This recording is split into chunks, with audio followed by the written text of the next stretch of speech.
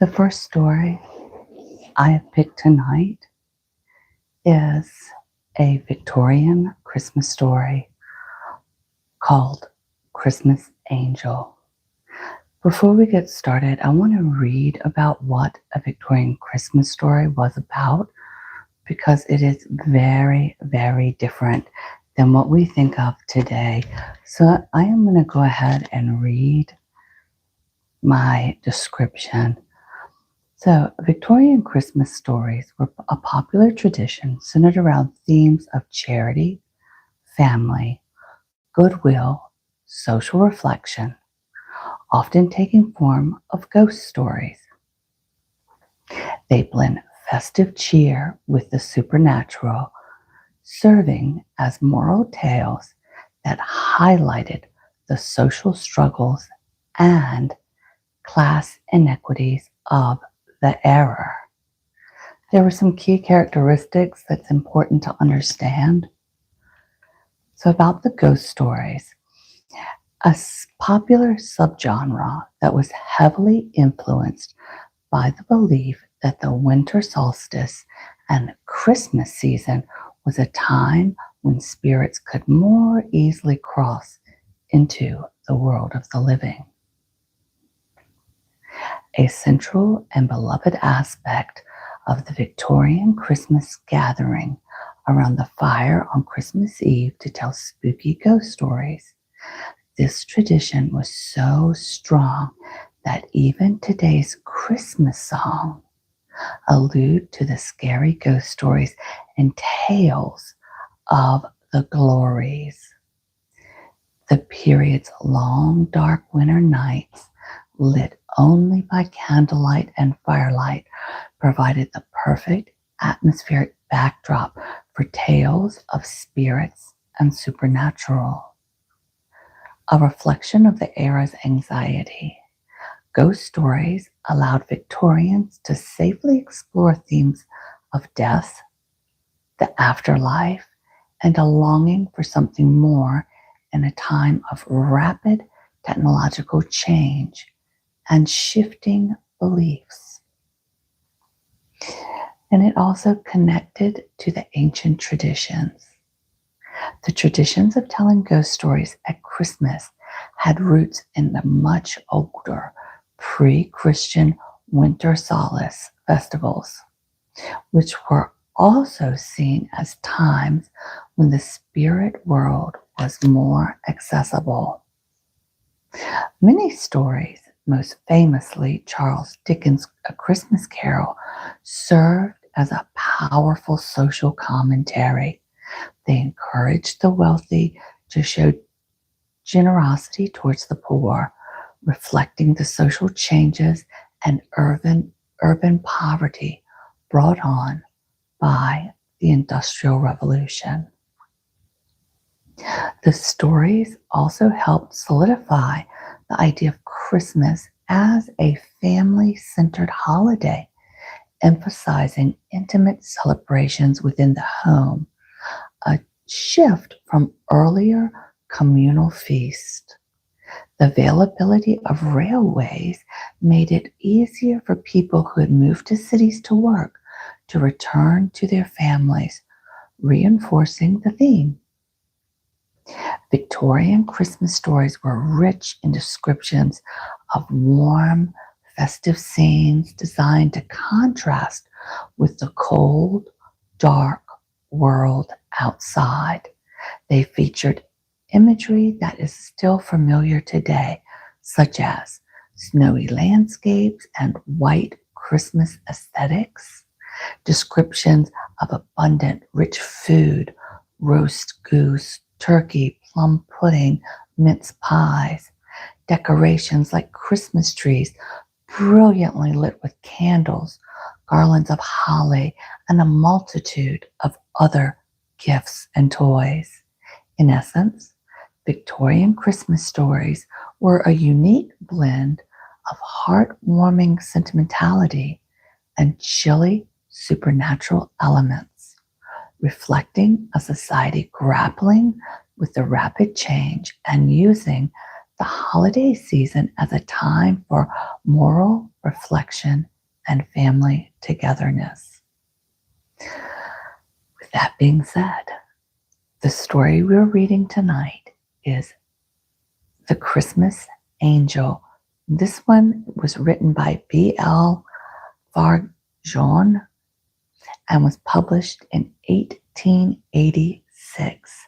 This story deals with a bit more mature audience, so I wouldn't say bring your toddlers in for this one. But hence, I just explained about Victorian Christmases, right? So let me pop over and say hello to everybody before I get started. Hello, dear Patrick. Thank you for always supporting and listening, and everybody else that is around. We are ready to get going. I'm going to read the dedication, and I often don't, but this one's important. So, to Margaret, my beloved wife, I dedicate this story, the inspiration of which sprung from the deepest sorrow of our life.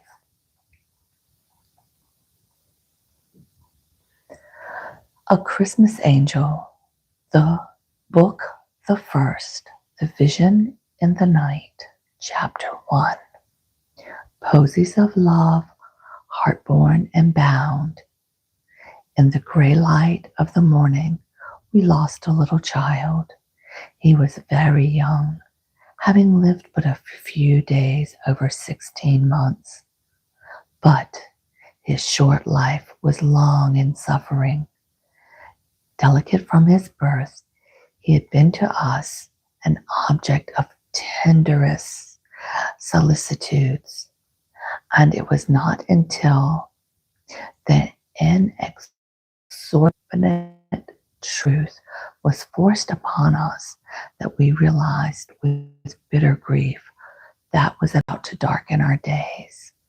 We had woven fond parental fantasies for his future, posies of love, heart-born and bound, and the same of our friends who were in the habit of seeing him lie, silent and resigned, upon his couch, with an expression of solemn thoughtfulness on his beautiful face, comforted us with the hope that he would in time grow strong, and impressed by a strange earnestness in him, almost unusual in a child so young, prophesied that a noble and useful career was before him. Their hopes and ours were not to be fulfilled. Nature pressed with a hard hand upon him and spared him no pang until he drew his last breath with a restful look in his sweet and patient eyes. He was so grateful to die. While his life was ebbing away, his mother and I each held one of his wasted hands, and he turned his eyes slowly and lovingly from her face to mine, from mine to hers, as though entreating us not to sorrow for having brought him into the world. All that human care and love could do for him had been done, but the roads of life, with their storms and shadows and gleams of sunshine, were not for him. Upon the portal of death's opening door, angels were beckoning him, and he passed in contently. Dead were the possibilities of that young life, withered were the posies we had woven for his future. We had never heard from his lips the childish prattle so dear to parents' ears, and it was not granted to him to convey to our hearts by the soft pattering of his little feet home's sweetest music. Only on the night before his death did he utter an intelligible word. It was past midnight, and he lay upon his bed with heaving breast, from which swift gasp and agony escaped as he lay and fought for breath.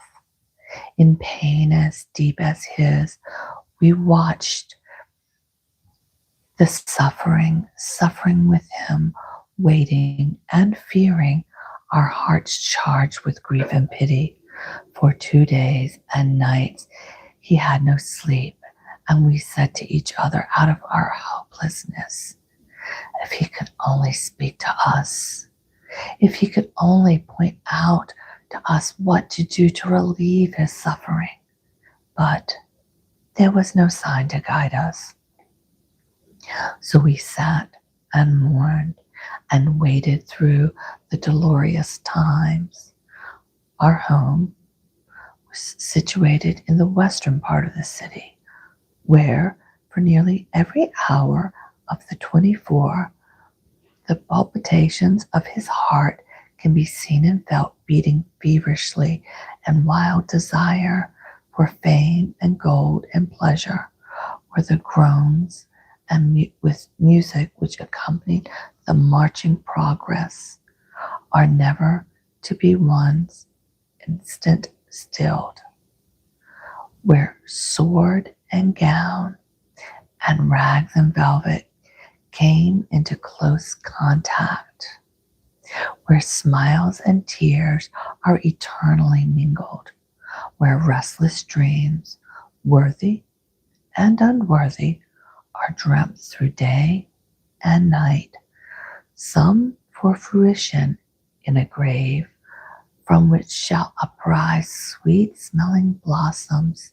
whose fragrance shall spread from pole to pole to delight and invigorate unborn generation, some fated to decay, so base and vile that it had been a blessing if the dreamers had never drawn breath.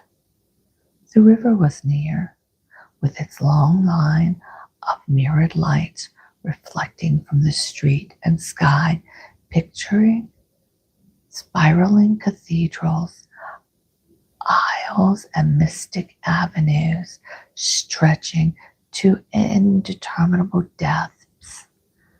And on its southern bank loomed the grand old abbey, in which great deeds and noble lives, and some which were neither, were recorded by sculptured marble, rendered over dust and crumbling bones. Within our room, the clock ticked loud, with warning and a lesson in every measured movement of the pendulum. From life to death I keep the roll, from life to death. Surely, surely, the abbey's bells chimed the division of the hour. And as each recorded particle of time glided into the past and was forever lost to man and the world, the solemn sounds conveyed to us the measure that death was in our chamber and would soon take our dear from us. The bells were not the only sound from without that troubled us. Discordant notes from wanderers of the night floated into the room, a laugh that was like a shriek, a line of song that was like a wail. The city was wrapped in treacherous slumber, and visions rose before me of human creatures slouching through the dark streets, slumbering against cold walls, hungering on the fateful bridge. Here a man hungry, cold, despairing, who, in the time that was lost, held in his hand fair hopes, with hot passion withered and destroyed.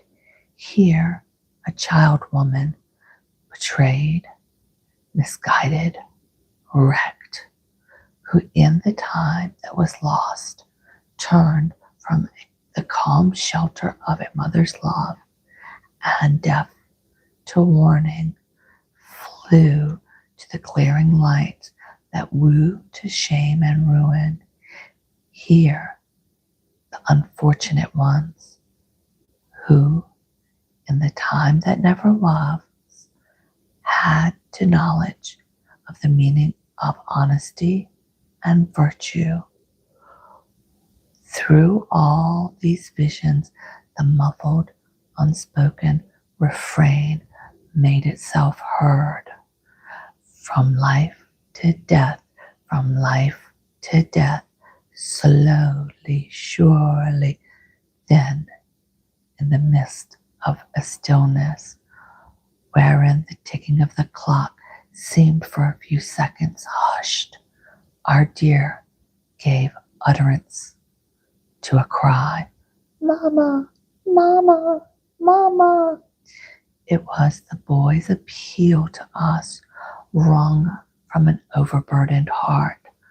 We clasped each other and, with eyes laden with tears, looked at the face of our child. The pain of life was there and remained for several hours.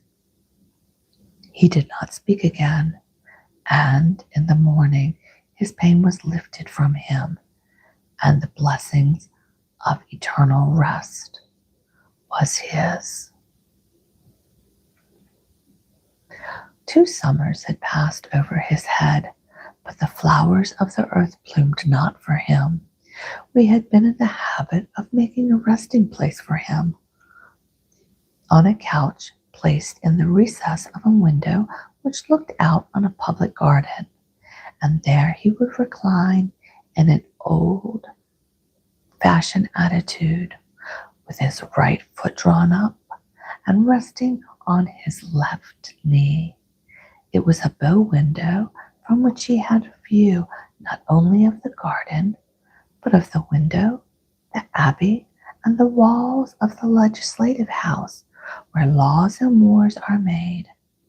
To the right, westward way, hidden from our sight, was the vile haunts of the Westminster, in which corruption breeds and souls are lost. Hobnob were the noblest flowers and foulest weeds. It was well it was not in sight to sadden the glad view of the public gardens. The birds, the trees, the devices of the bright flower beds, the happy children playing about, rendered it one of the pleasantest scenes in the city. This from a distance, from coming into closer contact with certain features in the picture drawn from those whose pathway of life lies chiefly in dark grooves, a view presented itself which clouded the scene. On days of sunshine, we opened the window and let the soft, warm air flow into the room and kissed our boy's face, but brought no gladness to it. At rare intervals, often of many days, a smile in which pity for himself seemed to be expressed lingered about his pretty face. It made our hearts ache to witness. At rarer intervals, we used to take him out to the public garden, where, reclining in his mother's arms, he could more plainly see the children playing about. His pathetic figure, with its touch of martyrdom, sweetness, drew the children's attention upon him. Some came and put gentle hands upon him, or stood gazing at the quiet face in pity, occasionally mourning, "Poor little fellow." But the better dressed, who had nursemaids to attend to them, or invariably called away and were presently continued their games round the flower beds. Thus he was left, much to himself, lying in his mother's arms. He was quite content to watch the fleecy islands of the clouds. One day, however, a child as thin and pale as our dear lad, but with more strength in her limbs, came to his side and gazed at him. He returned her gaze with an expression of solemn interest in his eyes, and she remained by him until it was time for him to be taken home. When next he lay in his mother's arms in the garden, the little girl came up and remained, as on the first occasion, and it seemed as though he recognized her and derived pleasure from seeing her. Her clothes betook that she belonged to the poorest class, but her manner was not intrusive. My wife's sympathies are with the poor, and partly for that reason she did not repulse the little girl as I might have done out of feeling of disapproval at the association, but she was greatly influenced by an impression that the presence of the girl was comforting to her darling. Had it not been for this, I have no doubt that I should have discouraged the intimacy. It is as well for me to say here that, although I've always been ready to recognize the hardship that perhaps too commonly fall to the lot of those who are born down low, I have at the same time held to the opinion that the lines of demarcation prescribed by custom, usage, and the laws of society, those representing, in my view, important elements in which it is understood by the term civilization, should be most jealously observed. Vaguely, the idea of revolution presents itself, in which parsons, now hold in check, would not let loose to the dangers of mankind. Seas and rivers are bound to their natural channels. Destroy the barriers and the world is lost.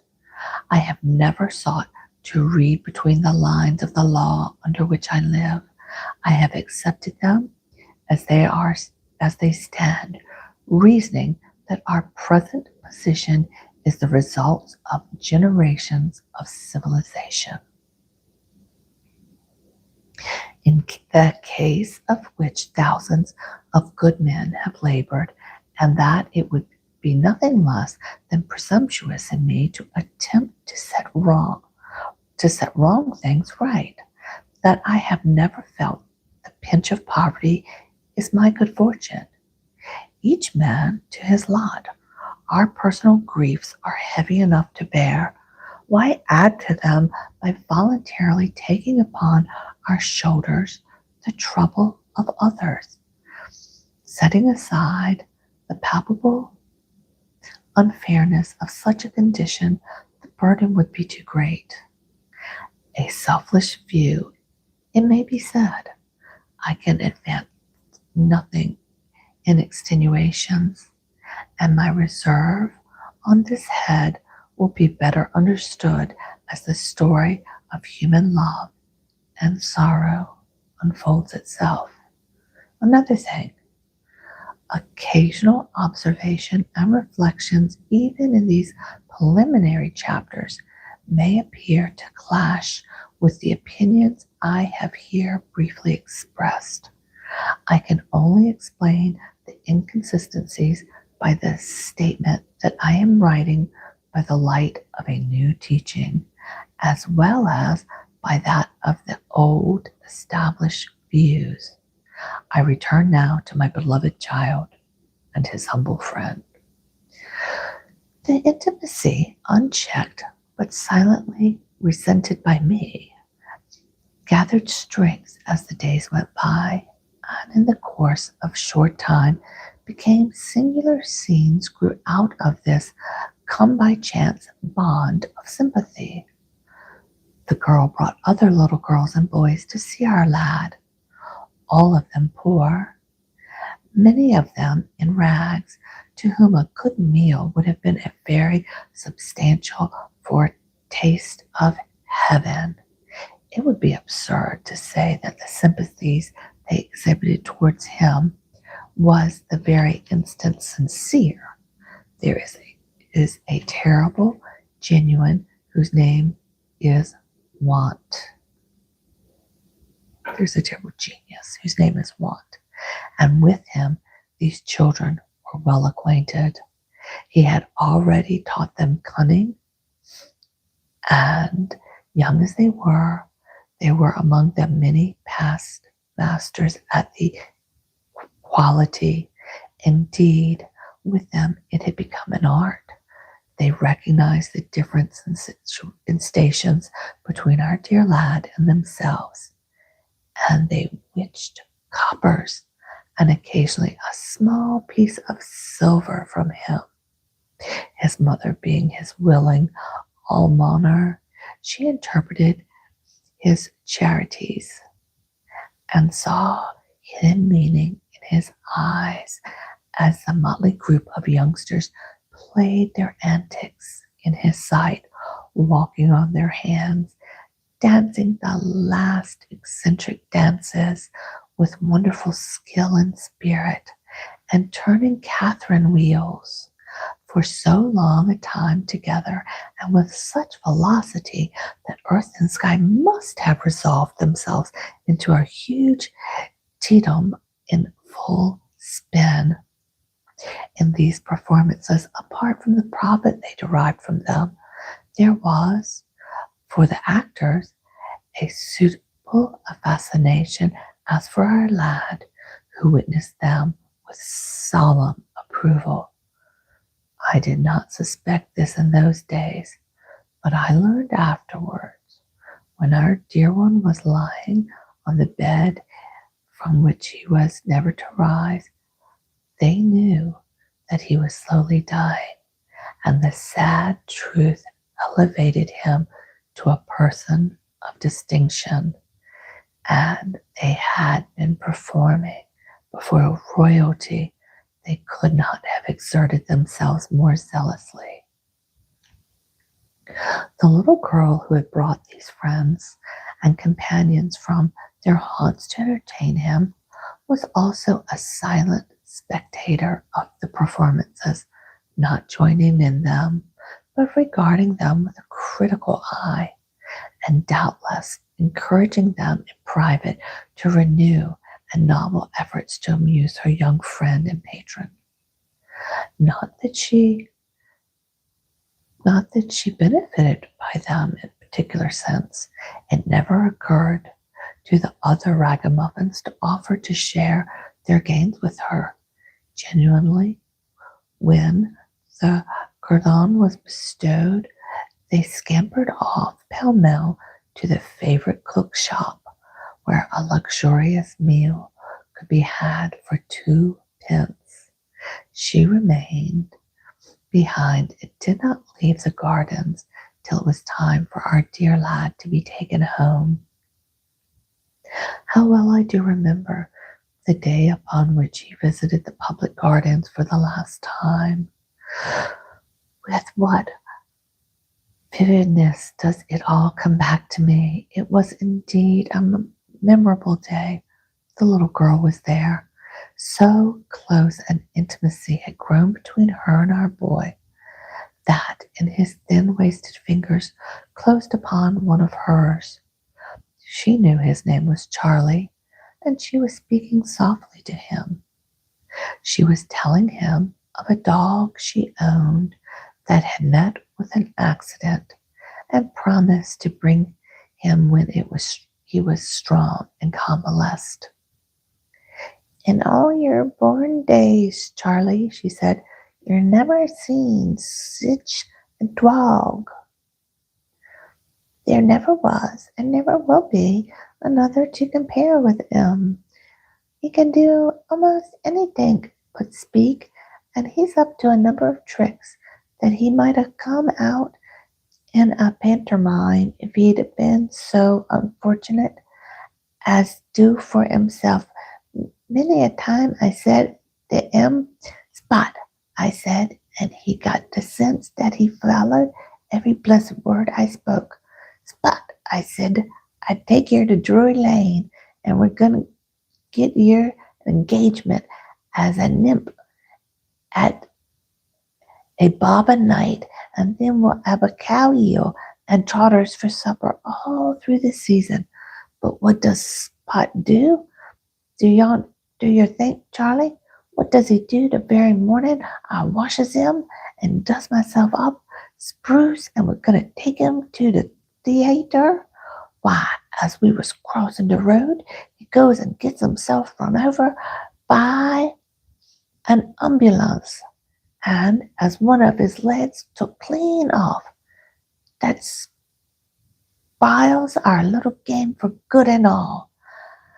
It was up with Spot for the show business, and all up to me, for I knew jolly well that without Spot they wouldn't as much as give me a second look, which, she wound up with an unconscious humor, they'd be bound not to do if they'd given me a fuss. Charlie never removed his eyes from her face. It was a pathetic little face, thin and dark, with deep sunken eyes, which shone from out of their hollow with bright black beads. Her hair hung in disorder over her forehead. Her lips were beautifully curved, and when she parted, displayed a set of pearly, even teeth, all the whiter because of the dusky paleness of her cheeks. She had a woman's pair of boots on her feet, quite worn out, and old black stockings, also several sizes too large on her legs, which in substance resembled the straight seams of a couple of long clay pipes, although the most striking characteristic of this figure was its pathos, the face. The eyes were not devoid of humorous touch, which, under happier auspicious of the worldly fortune, would have found more frequent play. As it was, she gave indication of this lighter humor which would have met with great success could she have kept it free from pathetic sentiment. Spot and me, Charlie, she exclaimed, stroking Charlie's face with her disengaged hand, are regular pals. We never been separated a day since I snatched him out of the pail when they was trying to drown him, and we and that number of larks together, they been no counting 'em. And he ain't got no one but me to look after him, and I ain't got no one but him to look after me. There's old Albaster, though. I mustn't forget him, but he doesn't keep a bank. Now that Spot's short o' leg, we ain't much good to each other. He knows he had no business to go and get run over, and he tried to make up for it. Charlie, there never was a dog such a big art as Spot. But what's the good of that? It sees him as far as cow eels and trotters for supper goes. Only think of it, Charlie, for a whole season. What the good of a big art if you ain't got the regeneration number of legs? Regulation number of legs. He waltzed that beautiful that we used to make a ring for him when the organ man came, as ordered me flippants for him, and because I wouldn't take it, he stole them. But he didn't keep him long. Spot's teeth was too sharp. He tries to waltz now, but all the time he's limping around. He seems to be looking for his other leg without knowing of it. He's that clumsy and comic that he makes me laugh till I cry. It ain't a bit of good, Spot. I says, give up. And he gives it up and goes and lays down in the corner and begins to yelp. He couldn't yelp louder if he's going to go to his own funeral. It pleased my wife, and it pleased her, and it pleased my wife also to believe that Charlie understood what she was saying and took interest in it. There was deep earnestness in her voice, which ordinarily was thin and shrill, but which was now so softened down by sympathy that it was truly melodious. Child, I said, won to her by the tremendous sympathetic pulsations which sweetened every common word of the common story she had related. There were occasions when her manifest tenderness and unselfishness were powerful weapons against the views I held of the poor. Child, you speak as if you were alone in the world. Oh, no, sir, she said cheerfully. I ain't that. Why, there's Mr. Alabaster. This is the second time you've mentioned his name, I said, interrupting her. Who is this friend of yours? He's the most wonderful man you could find all over the world. There ain't no thinking he can't do. If anybody in Pentecost Court is taken ill, Mr. Alabaster know what the matter the minute he sets eyes on him. He can tell fortunes, sir, and he can read the stars. He only got to look at you, and he finds out what's going to happen and to you and everybody belonging to you, and ain't nobody like him nowhere. I set this man down in my mind as one of those harpies who robs and preys upon the poor, vulgar fortune teller, a little more cunning than his fellows, and therefore able to overreach them. Mr. Alabaster, continued the girl, would do a lot for me if he could, but you can't do more than you can you, sir? He ain't rich, worse luck, far from it. No, sir, it ain't alone in the world with Mr. Alabaster by. And then there's Bo Peggy. Perhaps you can call her to mind, sir. She's the one that came to amuse Charlie. She got a red face, red hair, and turned up nose, and she's the best dancer we got in Pentecost. She can do the splits, sir. Her and me, we're pals when she likes. You mustn't cross Bo Peggy, sir. When she's out of sorts, her temper's a caution. Then there's Blossie. You don't know him by name, I dare say, sir, but not to be mistaken once you mark him. They do say when he was a baby, he was a bit of a waxwork, a regular beauty, gold hair all round his head, blue eyes and skin like satin. That's how he got the name Blossom, sir, from Blossom. He's the boy that always a-chewing a straw. I recognize Blossie by the description, a strong, coarse-grained, beetle-browed youth with a straw forever in his mouth, which he ostentatiously bit and chewed. His coat of arms, in fact, if he had ever possessed the beauty of form and features described by his euloger, no trace of it was left. He, as well as Bo Peggy, was one of my particular aversions. Blossie might have bicker about the straw of him. He can lick any two boys in the Pentecost, and once he lick a man twice as big as himself. He sees his father always chewing a straw, and he's going to do it all his life. And what's more, he won't let anybody other boy do it. And if he catches one with a straw in his mouth, he licks him and settles it. He picks out his straw every morning and cuts them all length and goes on chewing them all day long. Oh, no, sir, I ain't alone in the world with Bo Peggy and Flossie and Mr. Adler. And if you wouldn't mind me saying so, sir, and here she looked nervously at me, uncultivated and uneducated as she was, she had gauged and judged me. There's Charlie. I think he likes me, sir, and I sure like him. I do him a power of good if I was able to. I don't know which comes first, sir, Charlie or Spot. I think it ought to be Spot, though he's only a dog, 'cousin I save him from being drowned, and 'cousin I known him for so much longer. Alone in the world, oh no, sir.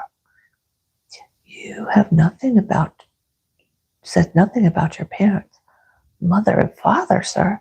Yes, me and Ab I got for I am, sir. Yes, I can't say and I am, sir. Leastways, I don't know nothing about 'em. They don't trouble their heads about me. Perhaps I'm as well off without 'em. Well, Peggy's got a mother and father, and they fight like cat and dog. And Peggy, she comes in for her share, I can tell you. What is your name, child? I asked. Mocha, she replied. Chapter 2. I just want to pause and welcome everybody in tonight. I hope you are having a great evening. Hey, Nikki, thanks for being here. All right, let's get back to the story.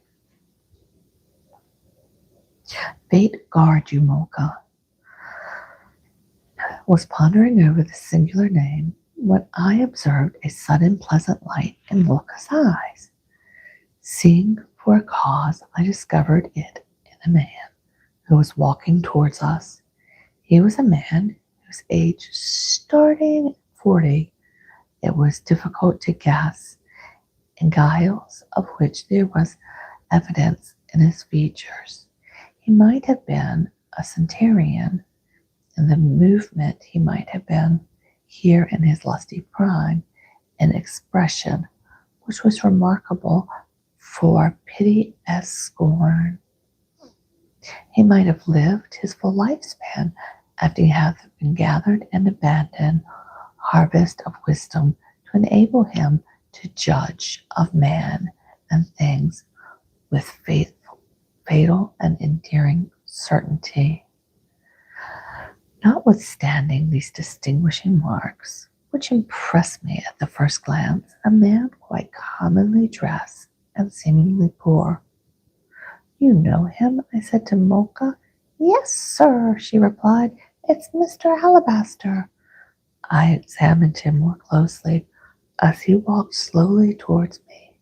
Slim, tall, erect, with reflective gray eyes, large framed nose, straight thin lips, large hand, blue veins distinctly marked. With empty purse I judged, and rightly judged, yet holding him as a chief among men who would have warranted in doing. Consumptuous instability, without a trace of meanness or cunning in his demeanor or gait, for a fox walks like a fox. Frank, without exhibition of weak affections, such as a foolish vanity often displays. Deep without duplicity, strong without pride. There was nothing in him which was intended to proclaim, I am I, behold me. His manhood asserted by the strength of inherited wisdom. He did not lower its quality, as some do, by affection of dress or manner, or by singularity of personal bearing, to provoke notice and comment. Such was the man whom Mocha introduced. to my notice as Mr. Alabaster, and I inwardly confessed that he could not be a far different being than I had supposed him to be. I was compelled to render him so much justice even before I came into communication with him. We formed our ideals of men before we see them, and as a rule are strongly disappointed in their presence. Great statesmen, artistic artists, authors, gods of our imagination dwindle into the mortal proportions when we behold them, and we regret that the magic veil of distance has not prevented us from becoming familiar. This statement, whose achievements had glorified him into heroic proportion, this soldier whose deeds proclaimed him noble, this artist who by a few touches of his brush can make the canvas live, this author whose pure vein of sentiment has drawn tears from our eyes, seem to lower degrees become of our worship when we are brought face to face with them. It is a shock to see that they come down to our level. They were sun gods. They were ordinary clay. But that those who world's work proclaim them great should not be seen. Homer, where he walked among us, would prove a disappointment. These experiences and disappointments have come to me, as to other men, inadvertently, when Molka's friend presented himself. He was raised in my estimation instead of lowered. "I thought you'd come," said Molka in response to his greeting, "to see Charlie," and then to me with earnest eyes and still more earnest voice. "Mr. Alabaster can cure him, sir, if anybody can." He turned to me and said with a courteous smile, "In our alleys, especially about Pentecost, the female children call me Alabaster. The male children call me Alabastin. Put an itch in the appropriate places, and were I an angry man, I could find justification for my anger. My name is Alabaster."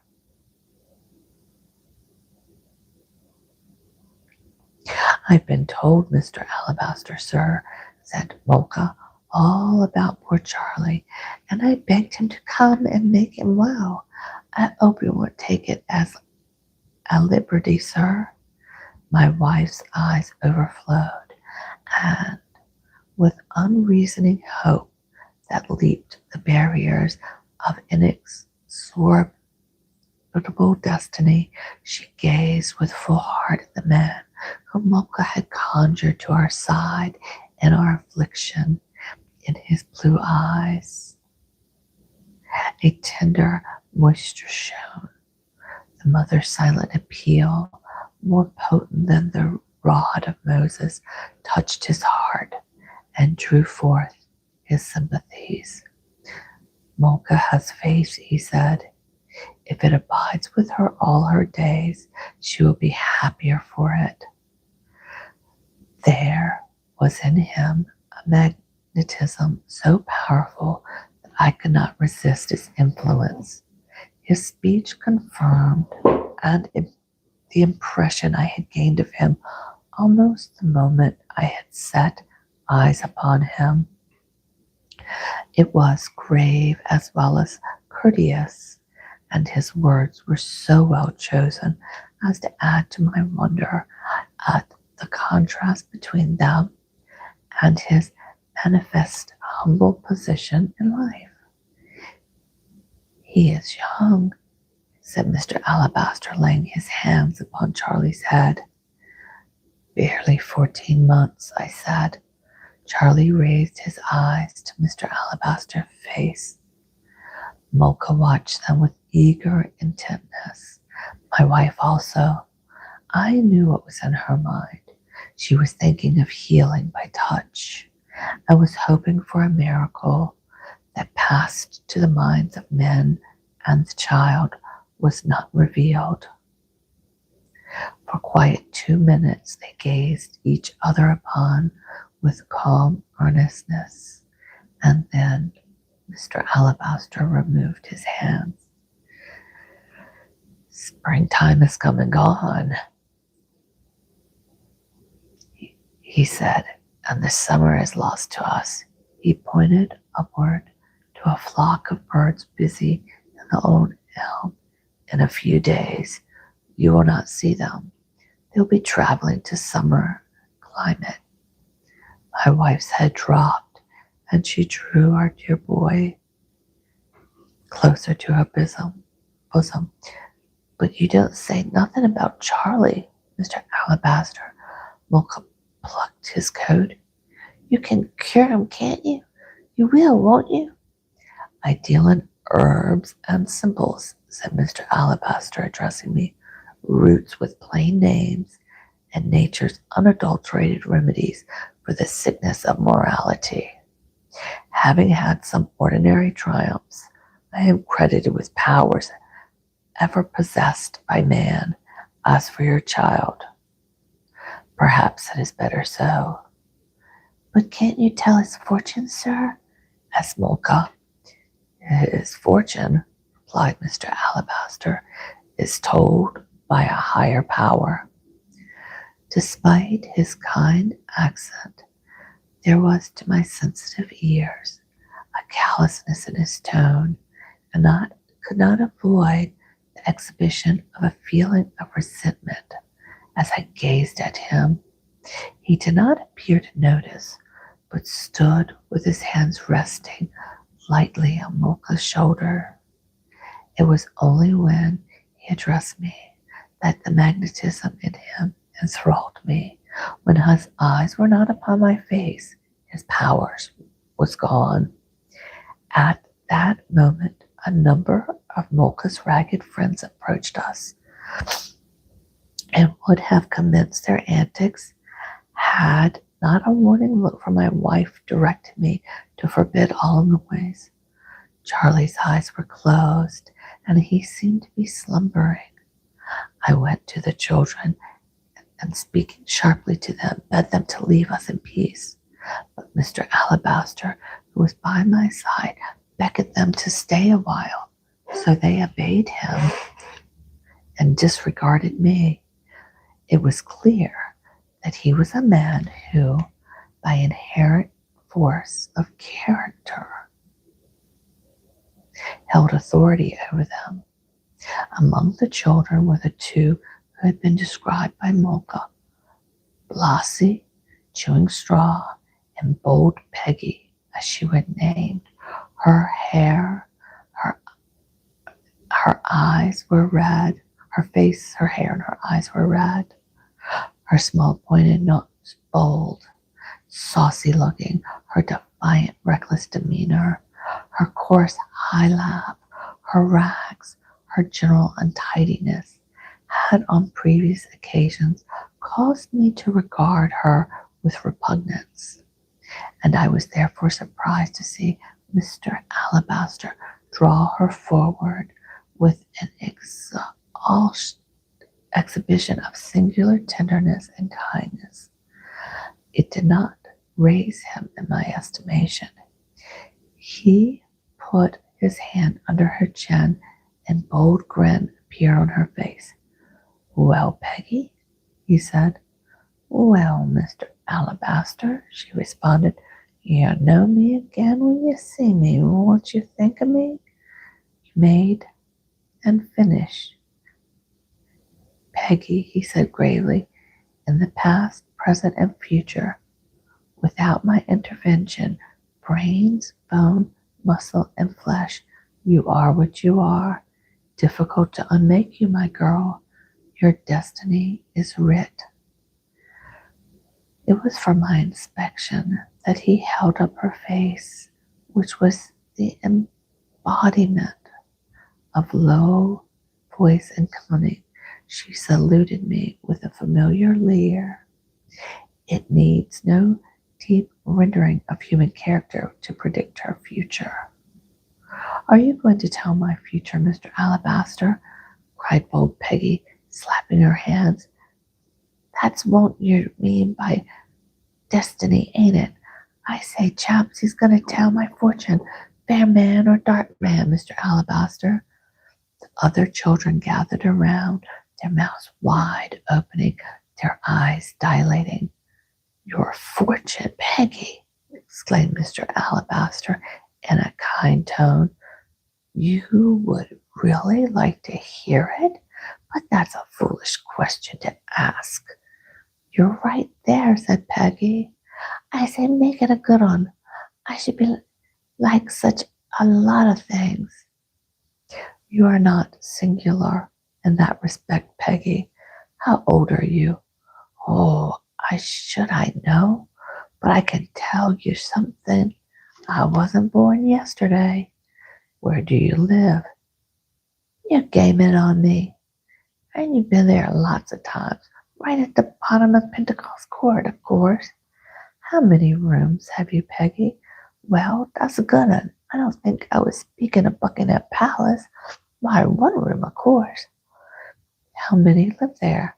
Bold Peggy did a sum on her fingers, and having come to the end of them on her two hands, well, as if I can count them, there's a lot as well as us. And, oh, Mr. Alabaster, do you hear that there was a brand new baby this morning? Belongs to the other lot? Of course. Catch mother haven't not any more. A brand new baby, eh?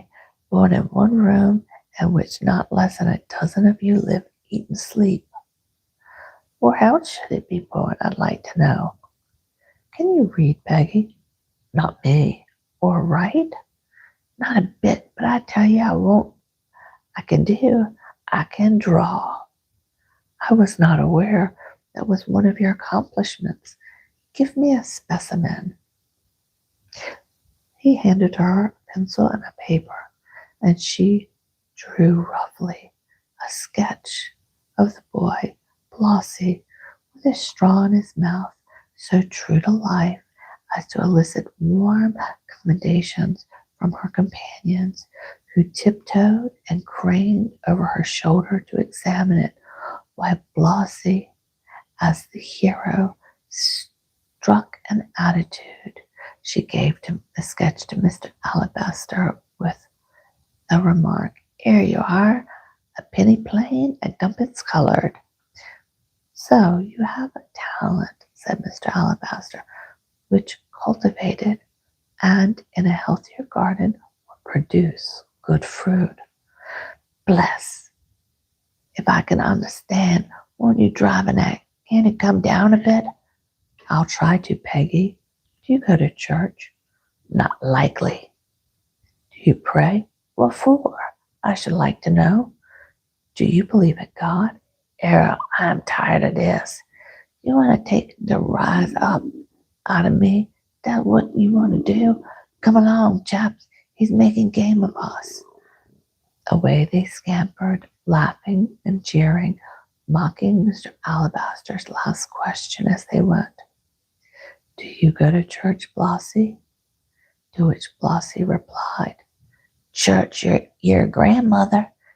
Mr. Alabaster turned to me and asked, Who is the happier fate, your child's or bold Peggy's?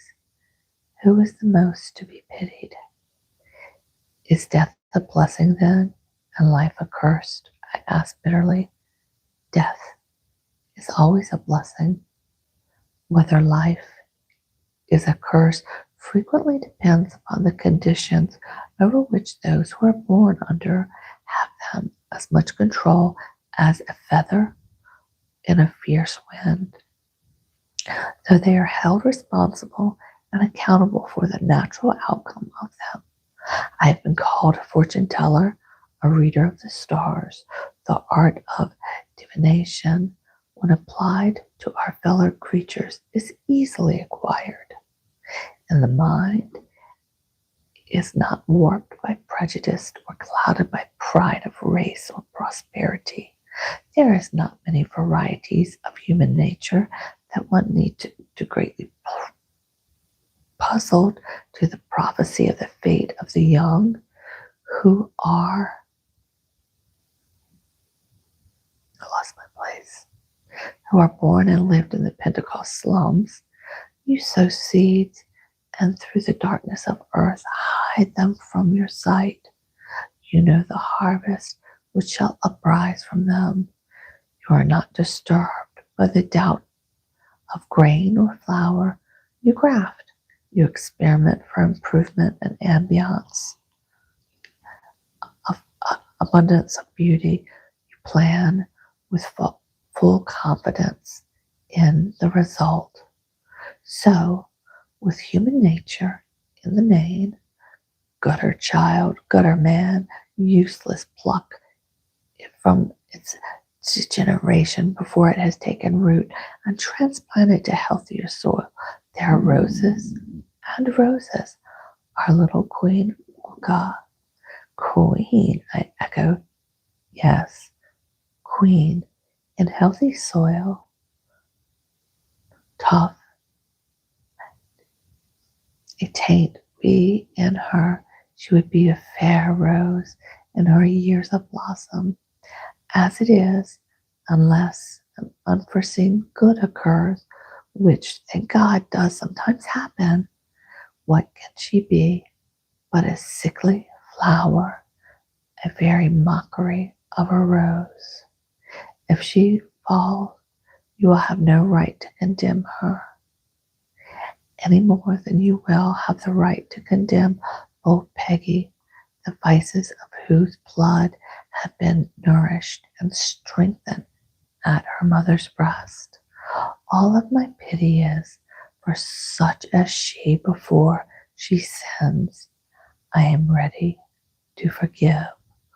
With a power of mine, I would take all of the bold Peggies of the city and by means of my plants and simples treat them to immediate obliviation, saying as so I dealt to them, go, be happy. He paused for a few moments before he spoke again. The sight of your noble, patient child has moved me. If he were to bless you by living, he might teach you what you need, a lesson of tolerance and mercy, for which grain he would have to thank his mother. But he may bless you by dying. I turned from the speaker in horror and anger, but there was also a strong magnetism in him that I was presently listening to him again with my will as it seemed. He made no allusions to my abrupt movement, which bore upon its front the air of rudeness, but calm continued as though no interruption had occurred. I was told by Molka that your lad had taken to her. It was solely for her sake that I came here today. She pleaded so wistfully that had I not the heart to refuse her, I tremble for her future, but I can do nothing for her. My means barely suffice for my own substance.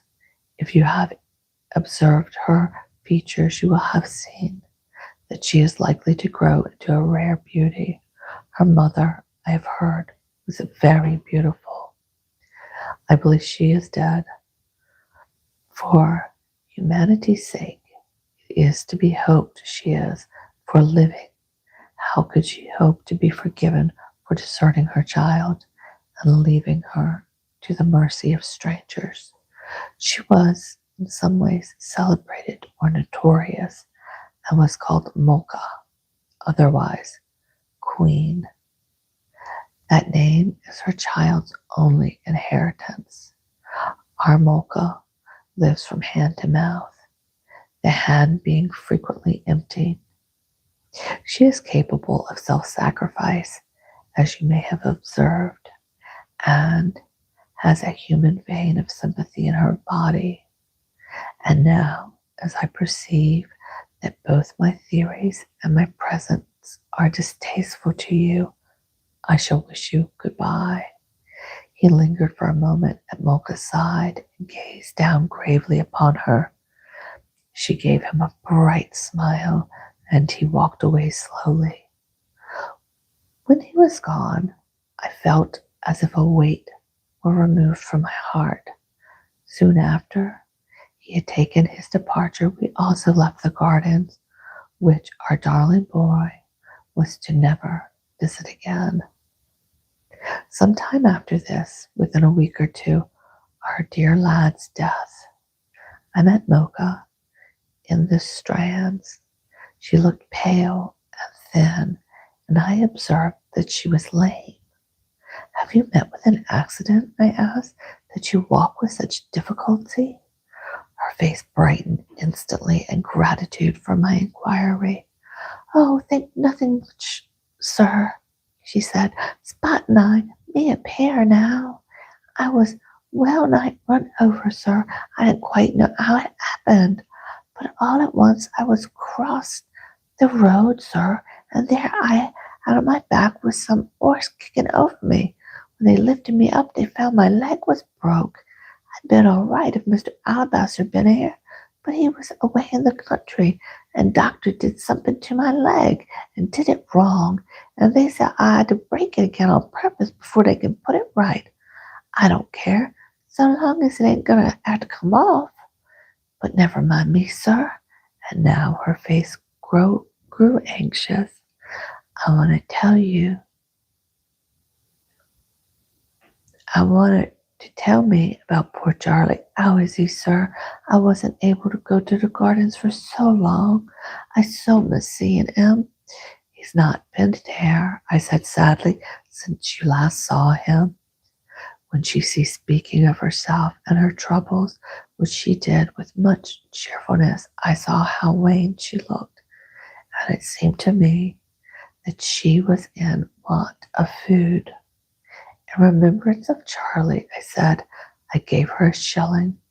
She turned it over again in her hand. Her lips trembled, and her eyes filled with tears. Thank you, sir, she said in a low, tumultuous voice. 'Tis more than kind of you. I nodded and left her, but my attention was presently arrested by a hurried, limping footstep by my side. It was Mocha who followed me, despite the pain she must have experienced at walking so fast. I beg your pardon, sir, she said huskily. You said in remembrance of Charlie. Yes. He ain't been in the gardens for ever so long. She gave a swift, apprehensive look at my hat. No. Thank God Almighty, 'cause if it was, you'd have crepe on it. My heart almost ceased beating. She put my fear into words. No, Mocha, I said. Thank God our dear boy lives, but he is ill, child. Very, very ill. Very, very ill, she echoed in a voice as sad as my own. Poor Charlie, poor little Charlie. I turned from her again and resumed my way, and as I did, I heard her sob. Looking back, I saw her leaning against the walls with tears running down her face. They were sent for Charlie. When the terrible blow fell, we were visited by the never-to-be-forgotten bereavement. I knew Charlie's humble friend would be sorry to hear that he had been taken from us. Let's go ahead. We will do one more chapter tonight. Yes, we're on chapter 3. All right.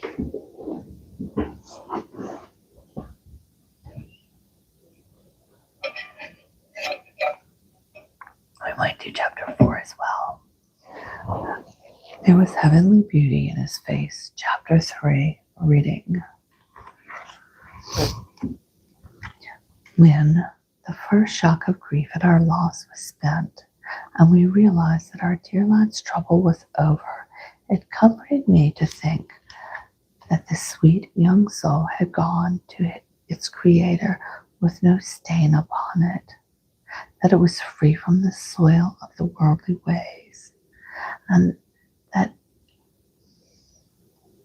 that was white and innocent and pure. In the midst of her tears, my wife found the spiritual consolation in the belief that her mother, who died many years ago, would take care of her child until death reunites her with her darling boy. My mother would also welcome and love him. His nature and hers were alike remarkable for the sweetness, attributes of the gentleness and patience. I cleared the table at which I was accustomed to write, and the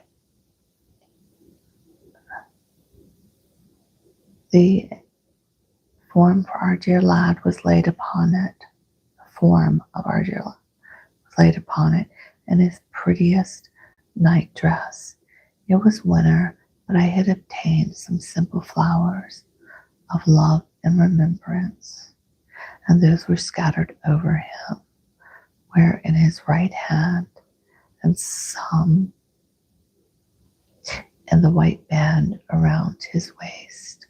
On his breast were a few winter flowers gathered by his brother, whose years were but 3, and whom had sent to some friends in the country, so that he might be out of the way of death. There was heavenly beauty in our Charlie's face. The loveliness of the picture, as he lay before me in the quiet room, will do to be my last hour, an abiding memory of the infinite tenderness. It was a fancy of mine that the table upon which he was placed should be drawn to the bow window from which he used to watch the children at play in the public gardens. It seemed to me a spiritual bond between the living and the dead. Before I retired to rest, I kissed the cold white lips and the hands that held the flowers. Then, tread softly, I went to my bedroom with prayer in my mind. My wife was asleep, overpowered with fatigue. She would have lingered by the side of her dear lad all through the night, I believe, had I not prevailed upon her to seek repose. She needed it sorely, for she had been terribly overtaxed.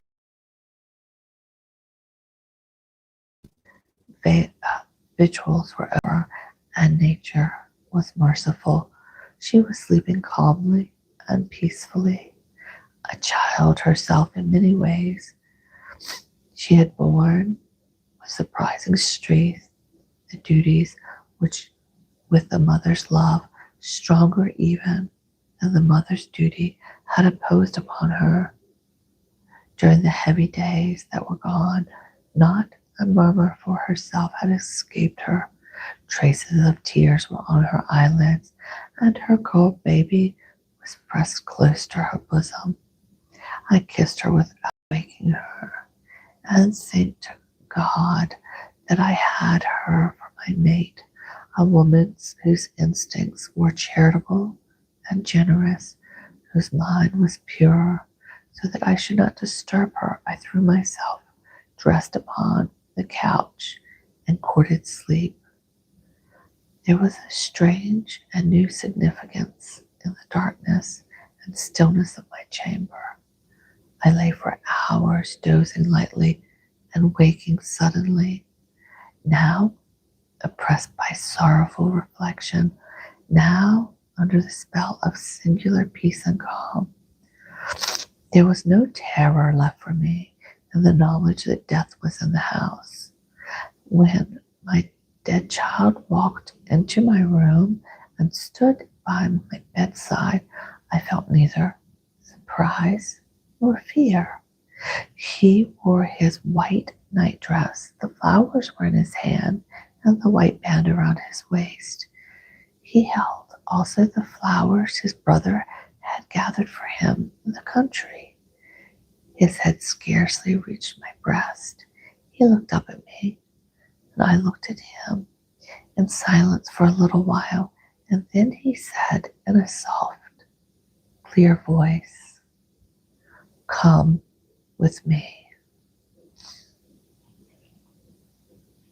The second book, The Road of Life. Chapter 1. I drew gladness from the gladness of his heart. The night was very dark, not a star to be seen. A black veil of clouds was over the sky in which there was no life or movement. The moment my child and I were in the open, I was conscious of the change in time of year. We had either traveled back a season or forward 3. The winter was no longer with us, and a soft breeze glided through the gloom. The only light to guide me on my way emanated from the white dress of my child and from the beautiful face he turned towards me. I saw the face clearly in the midst of the darkness, and the brown eyes with their lovely lashes, which had been the pride of his mother's heart and mind, the light brown hair upon which his glory seemed to rest. I knew that he was at peace. His face proclaimed it. With a glad heart, because of the gladness which dwelt in the heart of my child, I kept peace with the little feet which pattered by my side. We met no living soul. Had any been near, I should have known of their presence, but my child and I might have been alone in the world, for any sound which reached my ears, even the sound of my own footsteps, was hushed, and I rather felt than heard the pattering of his little feet I had so often kissed. Occasionally I stopped and caressed the head of my child and kissed him and fondled his baby hand. And always when I did so, it brought to my lips the reflection of the calm and happy smile which rested on his own. Thus we walked on in perfect peace and contentment. The fever and unrest which had filled my soul for many months took flight, and a spirit of heavenly repose prevailed my being. I did not pause to consider whether we were walking or to what end, but I was not troubled by thoughts of what was behind or before me. I felt myself under the influence of a higher power that contained a mere human will, and I yielded.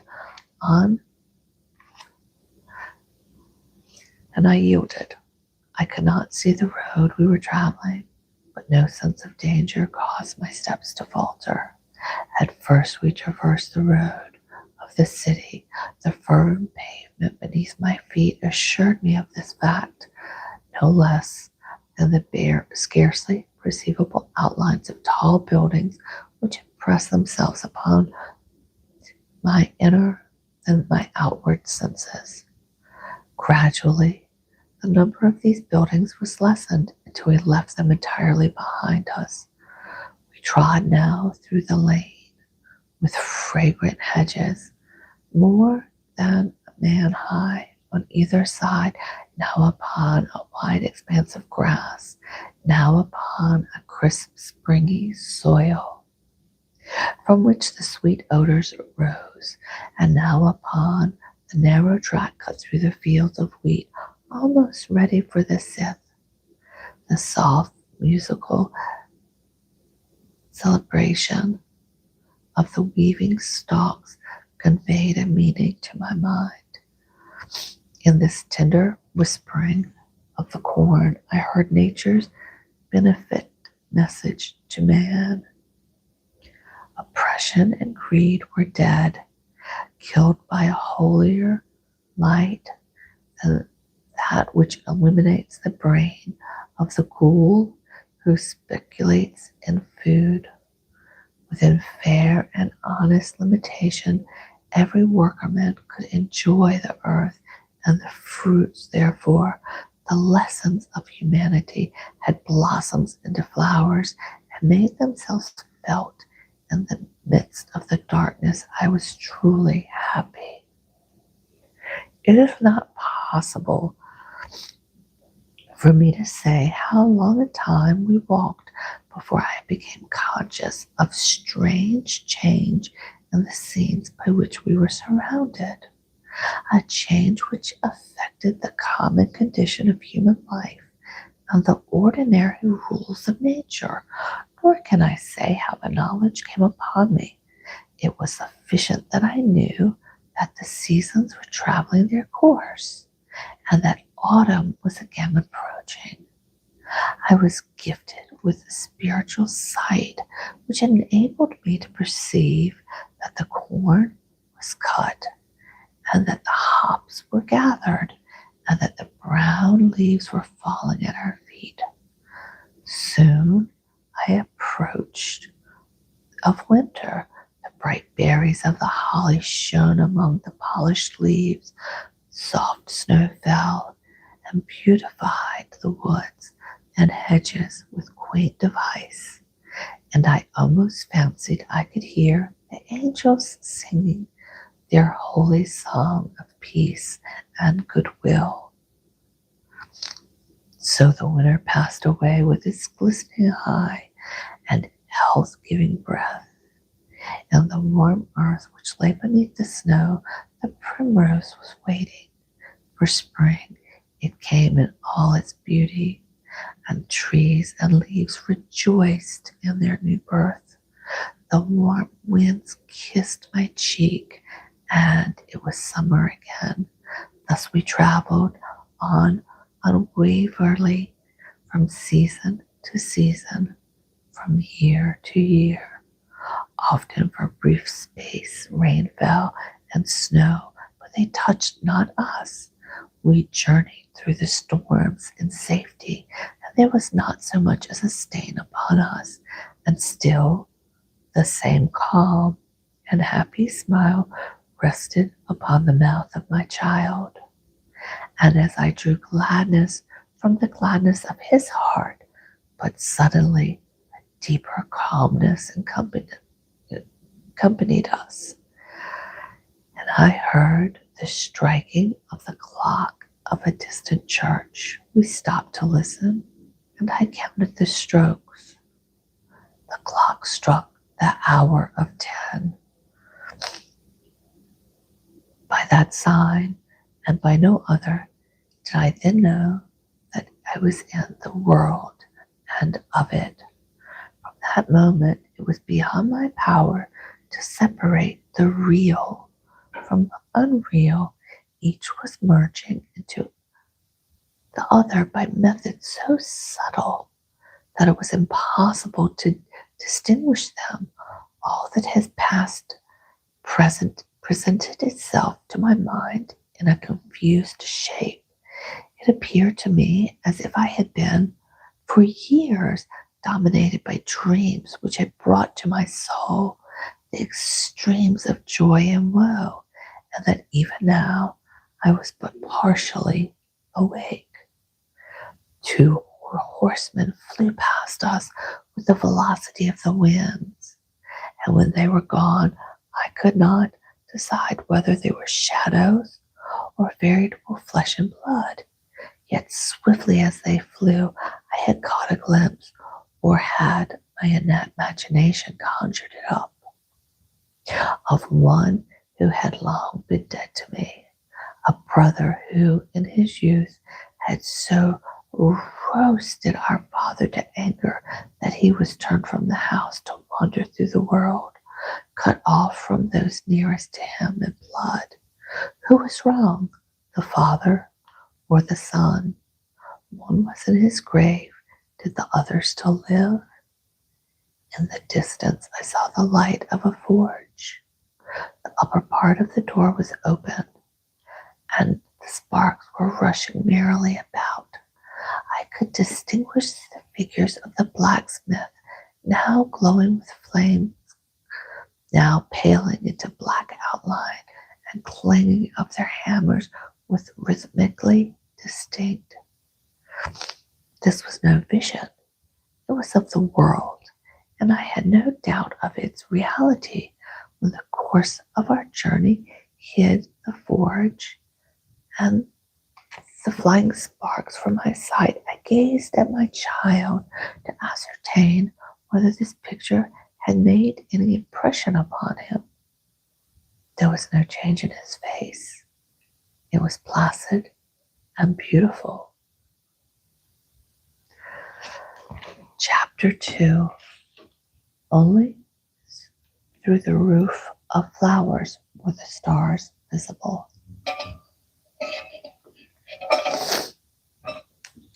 My allergies are going a little crazy. All right.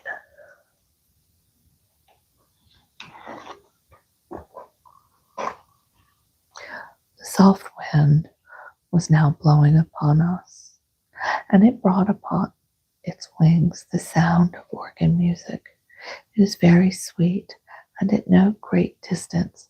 The volume of sound did not increase as we approached nearer, and presently it was associated with the harmonious singing of children.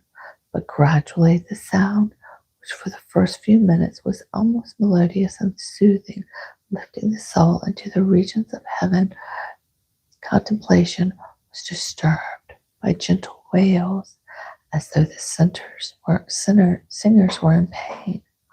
We walked on slowly until there came into view a shadowy porch, the entrance of a church of slender silver-bark trees with the roof of vines as in flowers. So beautiful was the picture and so appropriate for a sacred temple were the trees and the flowers of which it was built, that I stood before it in wonder and delight.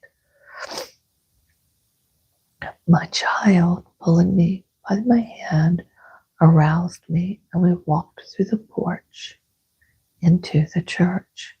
It was filled with children who lay with faces upturned to the flowery roof, through the interlaced branches of which a canopy of bright stars could be seen. I was rejoiced at the heavenly sight, for it was the first which had shone upon us in all our long journey. I stepped outside and looked at the sky. The night was still dark, and I could not penetrate the veil of black clouds which hung above me. The church was center of an aurora borealis, and only from within, through the roof of flowers, were the stars visible. Re-entering the building, I discovered that the singing proceeded from the lips of the children who lay otherwise still, with white upturned faces. More clearly now, I distinguished the soft sighs which issued from their bosom. The music and the singing continued.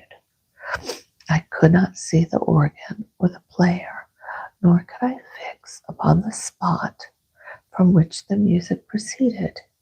It filled every part of the church, from wall to wall, from the roof to the ground, which I perceived was a complete with velvet moss. The children showed no sign of recognition of my presence, and I knelt to observe them more closely. I did not need to be told that they had belonged in life to the rank of the very poorest in our cities. Bending over them, I said, "Tell me, little ones, why in this place and upon you alone the stars are shining, which no one else are visible?" I paused for a reply and paused in vain. "Will you not speak to me?" I continued. "Tell me, at least, children, what hymn you are singing," for I could not distinguish the words, "and why you lie so still." They returned no answer, nor did they exhibit any conscience of being spoken to, but their silence seemed to be pregnant with a mysterious, significantly closely touching myself, and in deep distress I looked upward and cried, "Will no one answer me?" And through the roof of flowers a star slowly descended, passing over our faces, over the faces of the children, finally hovering above the form of a girl 10 or 11 years of age.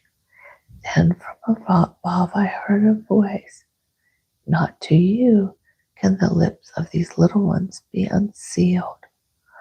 "Why not to me?" I asked. Search your own heart for the answer. What charity and useless inspired by selfish sorrow when you showed them, which you show to them living?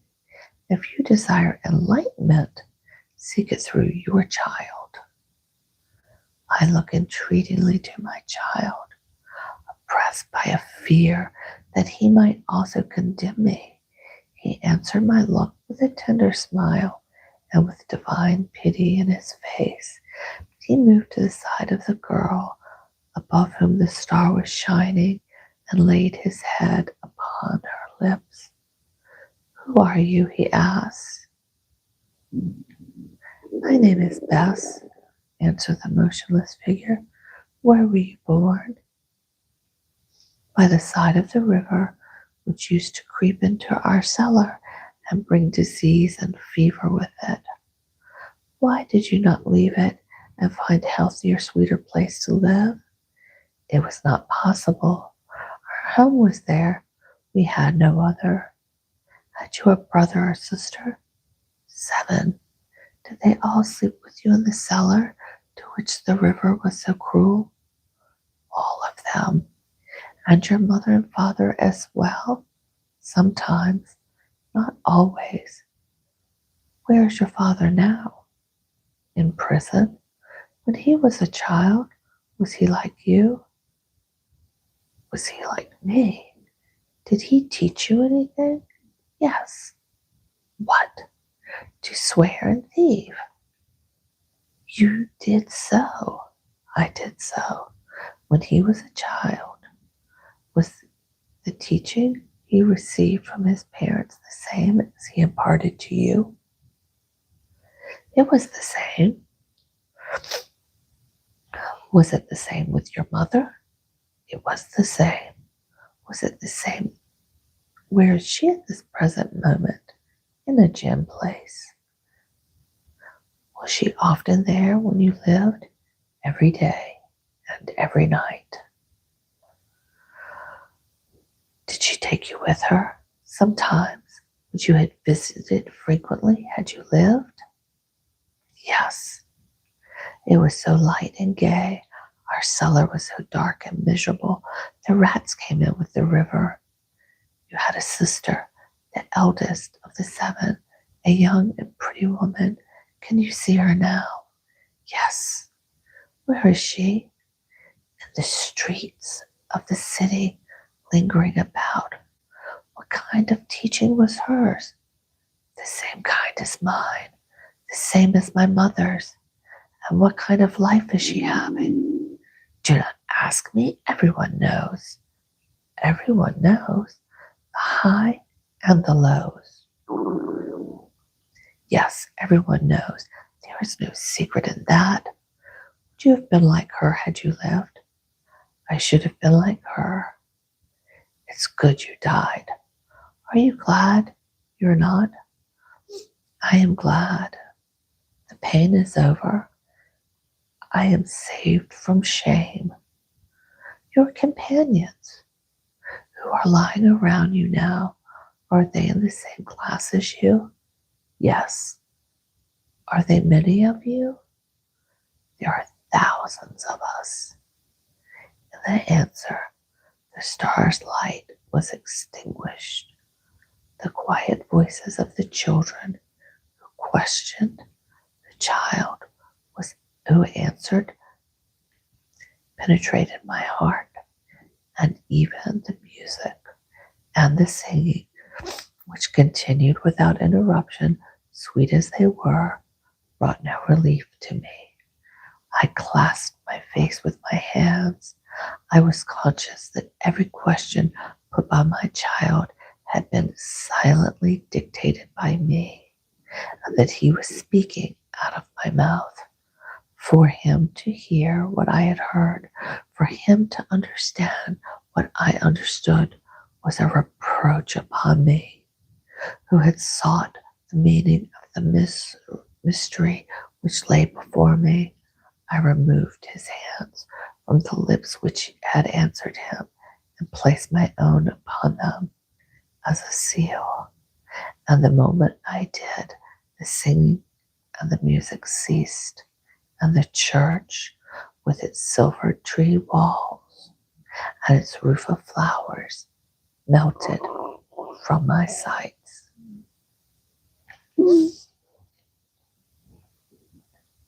Chapter 3.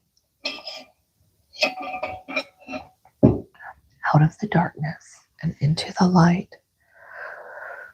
We were again in the open, and I walked side by side of my child as before by the light which hovered about his form.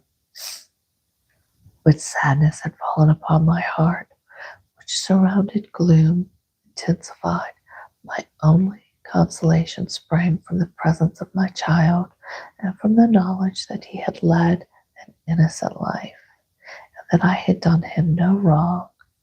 For the faces of the dead children in the flower-crowded church, I had seen signs which told unmistakable of evil done to helpless babes, not only by human neglect and human cruelty, but by human blindness and ignorance, deep sorrow in those to whom they looked naturally for guidance and teaching, born in the gutters.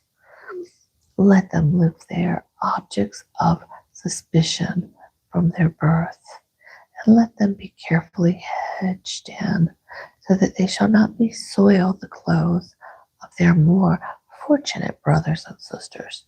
We legislate for them at a snail's pace. In the meantime, they are human, to be judged by human laws, to be condemned eternally. 99 out of every 100 of them, by voices from the pulpit, preaches a Christianity beautiful in theory and almost dead in practice. And all around them is light, which attracts to burn and destroy, as it has done for generation, those who have gone before. If they strive to snatch the flowers that grow outside of their boundaries, if they look with envious eyes upon luxury and ease, if they grumble in their rags as they shiver with cold, if they doubt that heaven has ordained that they shall want food with plenty around them, what then? If they cry, we are after all human as you. We are human passions and desires, with human longings for sweets and pleasures, with human aspiration to enjoy the fruits which nature sends for all, not that they are likely from their teaching to express themselves in language so clear and concise. Oaths with sometimes vulgarity would always predominate. If in any way that is open to them, they strive to make themselves and their longing understood. Who shall blame them and not proclaim himself blind or inhuman? It is not alone human bodies that the issue affect. Immortal souls are as deeply, if not more deeply, concerned. Such thoughts as these came to my mind out of my altered mood, and it did not surprise me to see them expressed in some extent and a palpable shape, and a luminous light resembling the sheen thrown by the moon upon the surface before me and the level land. It commenced at a distance of about 20 feet from where I stood, and the intervening space beyond it were wrapped in deep gloom. The space on the other side was black as the blackest night, and from the darkness issued a horde of children of both sexes. They were all poorly clad, many in rags, and their feet were for the most part bare. Traces of suffering were visible in every one of their emaciated bodies.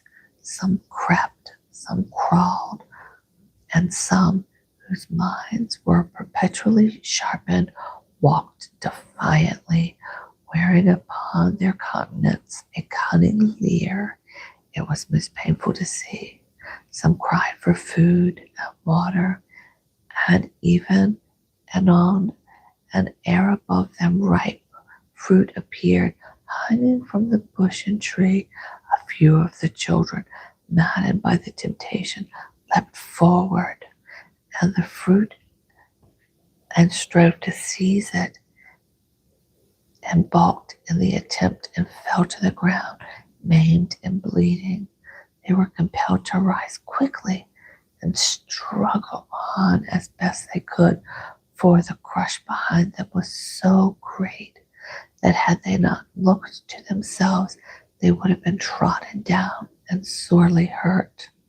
Their misfortunes, however, did not deter others from leaping upwards to the ripe and ever-tempting fruit, but they fell back in disappointment as those before them had. And so the march and struggles went on, out of the darkness into the light, out of the light into the darkness. In course of time, the ranks of these children began to thin. The strong had gone first, pushing their way to the front.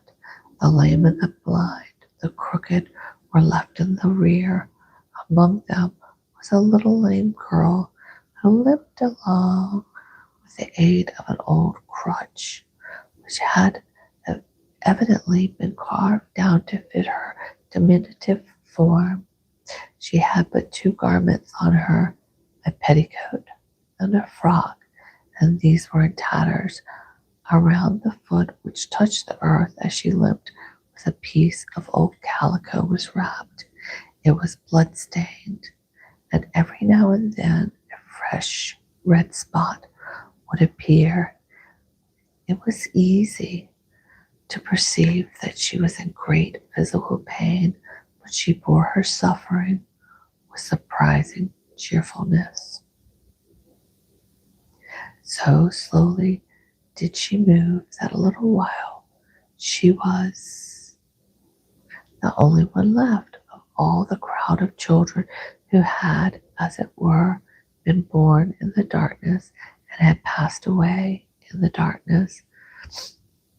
It was only when she was quite alone, a pathetic, patient, suffering little girl, standing desolate in the line of the light, which I perceived she had a companion, upon which she looked down continuously with a smile which she tried her hardest to make merry.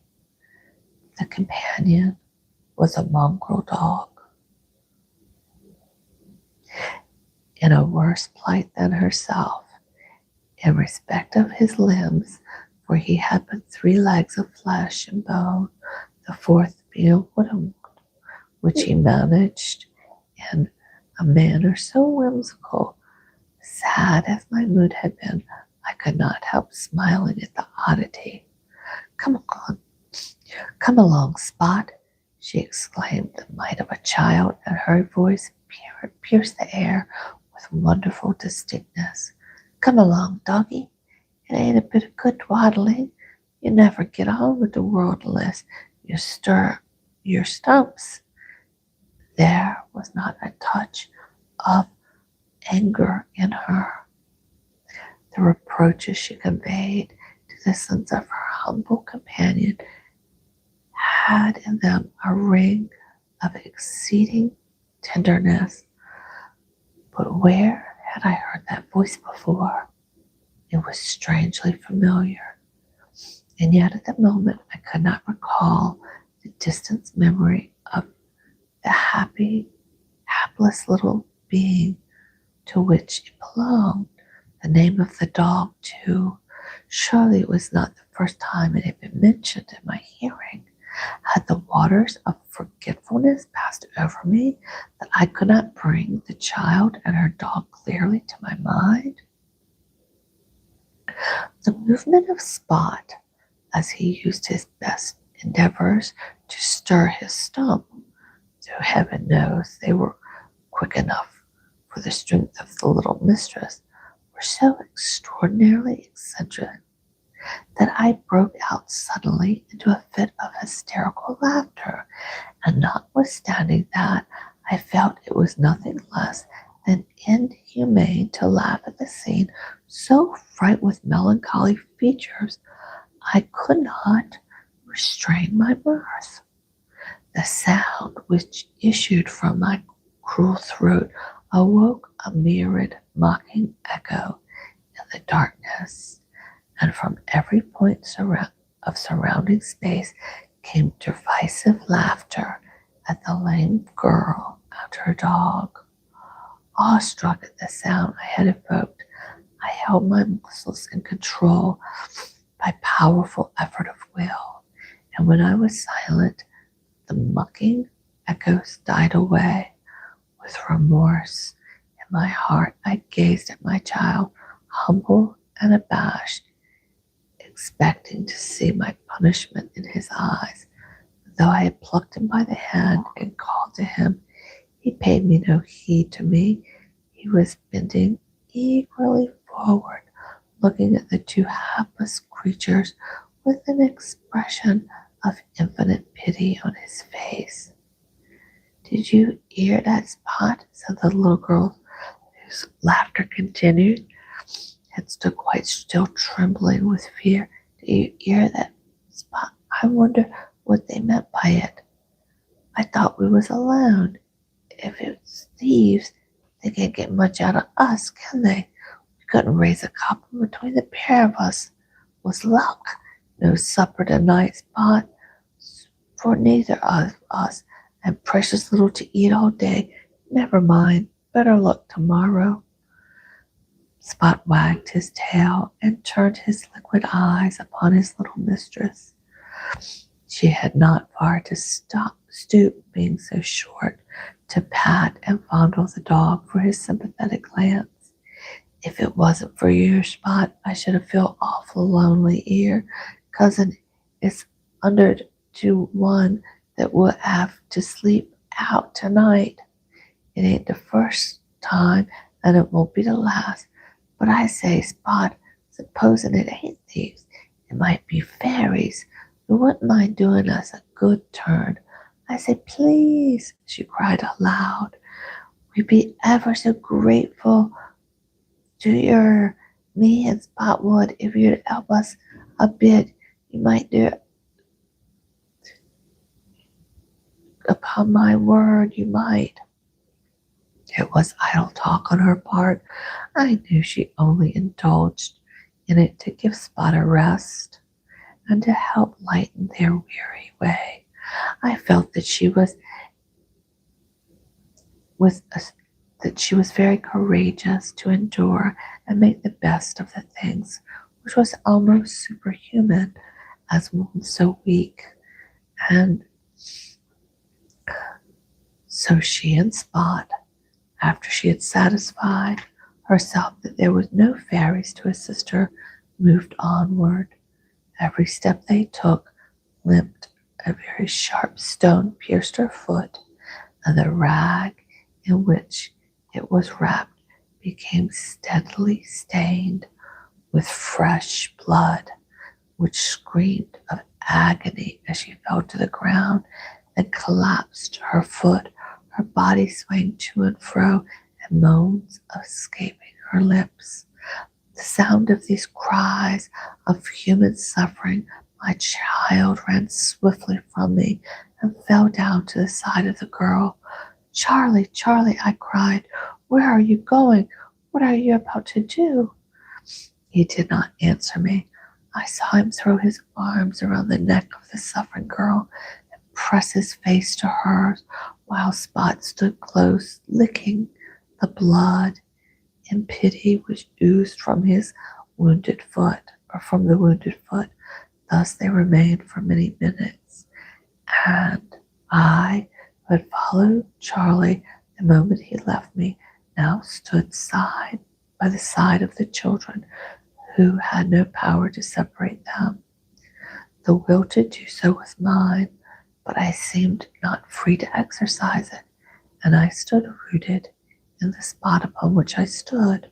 Soft sobs escaped Charlie's breast, and it shook me to observe that his face and dress were soiled either from the long journey we had taken or from the contact with the child whose suffering cries had drawn him to her. The flowers which had been gathered for him by his brother were gone, and some had dropped from his waistband on the road. The few that were left were withered. A change too had come upon his face. It was pinched with want, and he grew much older, and a pain shot through my heart as I detected in it certain signs of resemblance to the faces of the phantom children who had hungered for the fruit which had hung above them, and which they had vainly striven to seize. How and in what way had this come about? Could it be possible that there was any kind of kinship in circumstance, if not in blood, between my child and those unfortunate?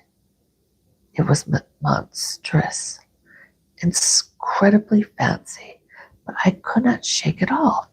It remained with me to torture me and fill me with agony of unrest. But Charlie and the girl were speaking now, and what passed between them claimed my attention.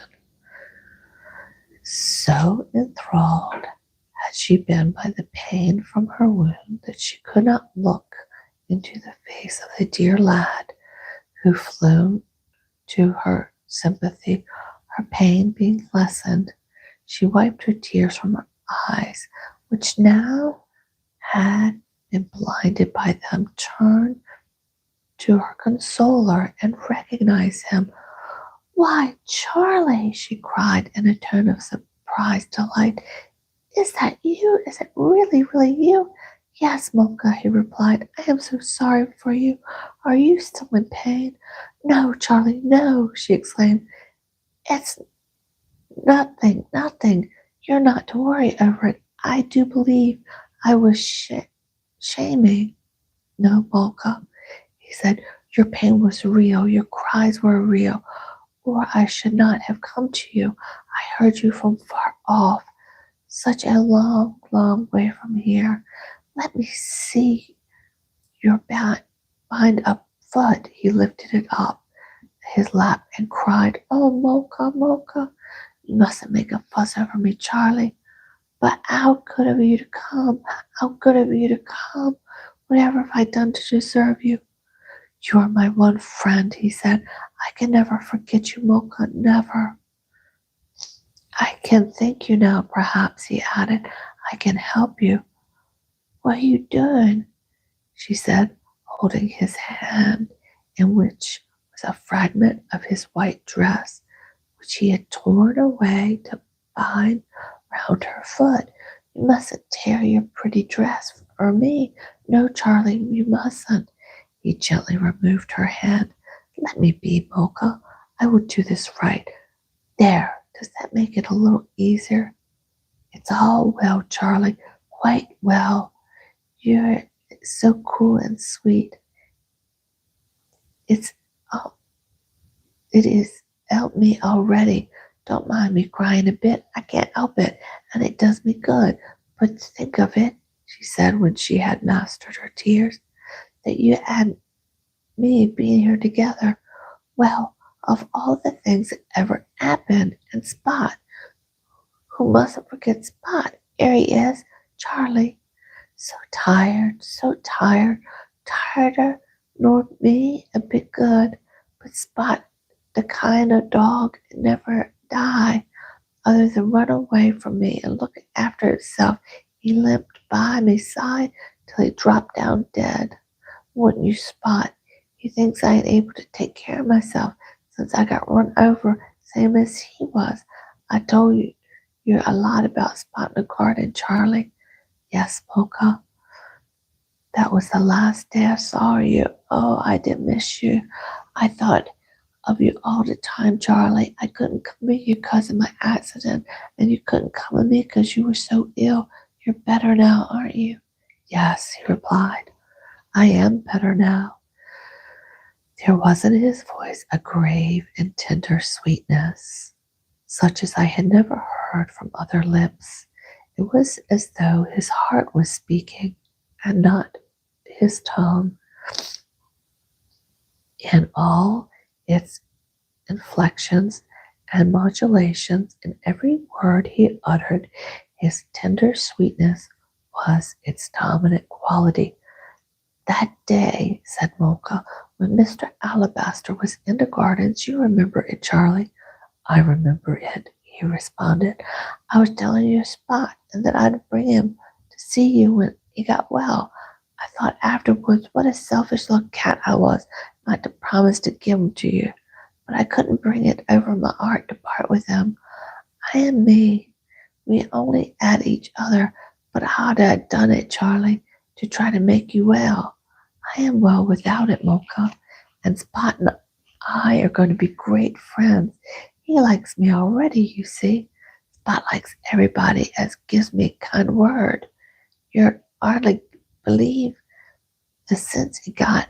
He didn't have a wooden leg then, Charlie, but a friend of Mr. Alabaster, a young doctor, does an operation and was gone out to Australia and come back with Mr. Alabaster goodbye, and Mr. Alabaster sent for me and Spot. When the doctor saw Spot, he fell laughing to a degree I thought he'd never stop.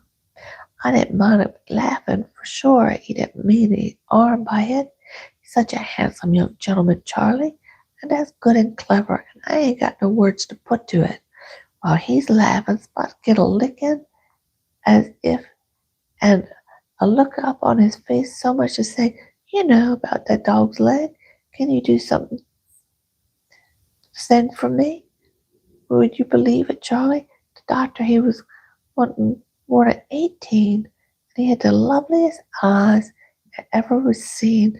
He understands Spot, he does, and he sees, it's my opinion, he sees that the dog asking me to make a wooden leg, and by Joe's, yes, Charlie, he sees, and by Joe's, I'll make him one. And he does, Charlie. He lays Spot on the table and measures him and studies him, and a couple of days after, he comes with a strap and a leg and fixes on Spot, and is proud of the job he done, for the Queen of England herself. He asked me to pay him for it. I couldn't have done it, but I think Mr. Alabaster made it up to him somehow. You never see no think so comic, Charlie, in all your born days, spot when he first began to walk with a wooden leg. He'd take 3 soft steps and pat, and stop it like a bit of stone, again and again and again, and put out a wooden leg and bark at it, and round and round and round until it got giddy and fell down in a heap. But he got used to it now, and he's proud of it as it was made of gold and diamonds. Do you live in the same place, Mocha? Yeah, in Pentecost. And Bull Peggy, too, and Blossie, they're all there. It's time for me to be getting on. I'm ever so much better. Just before you come, Charlie, I was frightened. I heard a lot of people laughing at me and mocking me. I don't know what it had been, but it sounded very cruel for what it there to laugh at me, Charlie. Ah, what indeed, sighed Charlie as he assisted Mocha to rise. Are you obliged to walk with a crutch? Can't get along without one. Can't get along very well with one, she added with a touch of her old humor. But now you've come, look a turn perhaps. At first I thought them voices with thieves, then I thought they were fairies, so I called out for them. I don't want no fairies now, Charlie. I've got an angel for a friend. At that moment I heard a cry of distress and pain some 20 or 30 yards from where I stood, and without thought I turned in that direction. It proceeded from a woman who was heavy with child in her arms and was leaning against a hedge. She was young and fair and in a sad state from the long and weary travel, and as her words implied, from poverty. For the love of God, sir, assist me. In what way can I assist you? I asked bitterly. Do you not see that I am as poor as yourself? These words were wrung from me by the sudden acknowledgment that came upon me that my clothes were ragged and worn from the long travel as the woman's were, and that my pockets were empty. You're a man, she said, pleading tone. If you can give me money or food, you can lend me a helping hand on my way. I'm ready to die with fatigue. Carry the child for me for a few minutes. I have a suffering child of my own, he said, with no feelings of sympathy or charity for her, who needs all my care. Let everyone look after his own. It is a sufficient burden. I already left my child too long. Don't leave me alone, sir, she pleaded. I am utterly worn out. I paid no heed to her and returned to the spot on which I had left Charlie and Mocha. To my consternation, I could not find them. I called for Charlie and searched in every direction. I called for Mocha. I tore frantically from place to place, but all my efforts were in vain. The mocking echoes responded to my cries, and they responded to the laughter drawn from me by Plummet, I exclaimed, for she had followed me and had gazed on me in silence during my ineffectual search. This is your work, but for you I should not have left my child, but for you I should not have lost him. What had I to do with it? She demanded gloomily and wearily. I cried because I was in pain. Is that a crime? I've never set eyes on you before. I do not care if I ever set eyes on you again. As for your child, what is he to me? Let everyone look after his own. It is a sufficient burden. Mine is more than sufficient. Though the words were my own, their callousness chilled my heart. I continued my search. Charlie, Charlie, I cried, come back to me. Where have you gone? What have I done that you should desert me? I added to my distress but I knew not in what part of the country I was. The forest, the trees, the wild expanse of the fields, the fragrant lanes, the hedges, and all the other signs of rural life by which I had been surrounded had disappeared. Charlie, is it? Said the woman. It's my child's name, I said in grief and bewilderment. You mentioned another. It was Milka. Yes, a beggar child who was wickedly lured my boy away. Nonsense. Time enough for that. You must wait till they're grown up. Where have you come from? From the city. We must have been many scores from it. You are out of your senses. There is the city. You can see the lights. I gazed in the direction of her outstretched fingers. The lights of the city were gleaming in the distance. Do you know the city? I asked. Too well, she moaned. I have been in the country trying to get work. I could not find it, and I am driven back. Driven back? What part of the city? To the poor quarters, of course. What? For such as she. Charlie and Milka were there, and there I must seek my child. Can you tell me where Pentecost is? I asked. I am going to that place, she replied. If you will carry my baby a bit, I will take you there. I took the baby from her and walked by her side towards the shining lights, to the center of which lay the courts and alley of Pentecost. Book number 3. The Woodland Shadows. Chapter 1. True to her, to the last hour of his life, an afternoon service in the Abbey, a famous divine from the country had obtained permission to occupy the pulpit, and minister of him who came to preach and goodwill to man was delivering a sermon on glory and to fashionable and distinguished audience. He was an eloquent man and spoke fluently and well, and perhaps in the vast congregation there was but one who did not approve of his utterances.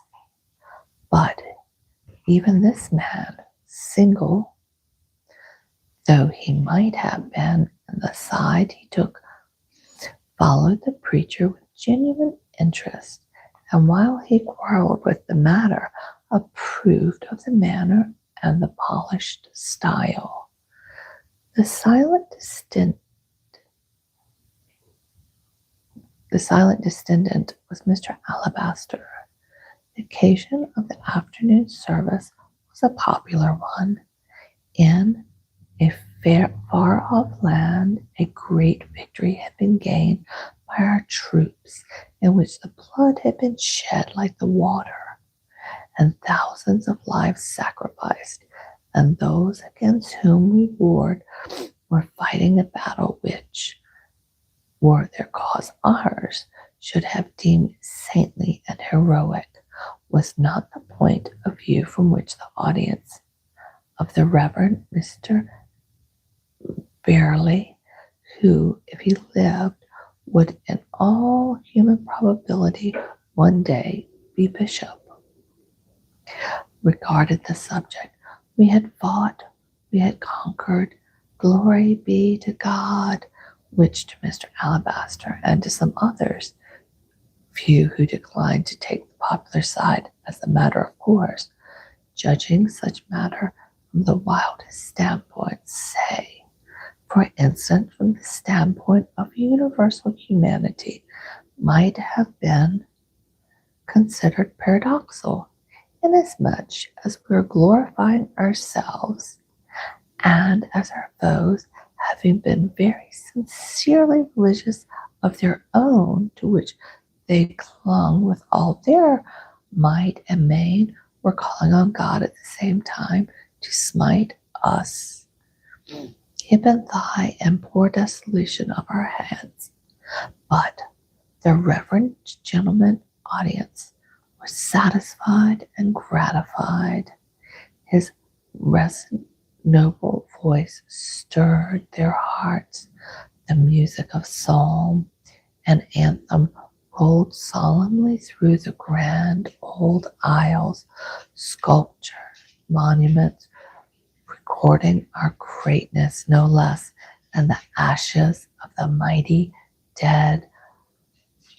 And when it was ended, they filed slowly out of the abbey, blinded by the glamour which they falsely believed was derived from divine light. Half an hour after the Reverend Mr. Beerley himself left the abbey and stood for a moment or two gazing towards the bridge, which, when the starlight and moonlight were shining on it, and one of the most picturesque sights in Europe, all of the numerous audience who had hung upon his words, only one remained. This was Mr. Alabaster, who had lingered with fixed interest, and who, when the reverend gentleman paused, went quietly forward and stood by his side. By the Reverend Beerley did not observe him, but when his brief contemplation was over, he moved slowly away, and Mr. Alabaster moved in the direction he was taking. His attention was arrested, and he gazed at the person who had intruded himself. His observation at first was slight and careless, bestowed, but no sooner had he turned his eyes away than, animated by a perplexing fancy and disagreeable, he directed them again upon Mr. Alabaster, who now returned his gaze and smiled. "Is it possible?" exclaimed the Reverend. "Quite possible," replied Mr. Alabaster, still smiling. "Indeed, a variable matter of fact. And I hope," he added, his smile vanishing, "not unwelcome because of these." The words accompanied a motion of his hand towards his clothes, which was very common. "You cannot so misjudge me," said the Reverend. It was never in your nature, and is not," quickly interrupted Mr. Alabaster. "I am unchanged." "I am cordially glad to see you," said the Reverend, offering his hand, which Mr. Alabaster warmly shook. "But indeed, it is like opening a page in the final page in the dead past." "Is that your idea?" asked Mr. Alabaster. "For me, there is no dead past. It lives, as the present does, and the future." How long since we met, Richard? Sorry. 20 years. So long. Yes, it must be that. A lifetime, Richard. You pointed to your clothes. Explain them. The humbleness of them. Do they not explain themselves? I'm poor. You state that cheerfully enough. You were rich when we last met. Yes. You've been unfortunate. You've lost your fortune. Every penny of it. Stay, though. It is best to be precise. It is gone, but it would not be quite truthful to say I lost it. In fact, I have invested it. Ah, said Mr. Beerley with a brisk air of relief. then there is still a chance of me being rich again? Asked Mr. Alabaster with an amused smile. Yes, that is my hope, Richard. Banish it. Every penny of my fortune is irretrievably gone. And were I to inherit another, or were another to drop from the clouds tomorrow into my pockets, I should be as poor in 12 months as I am today. To speak honestly, purely, I should invest it as I have invested my last. You speak honestly, you could not do otherwise, but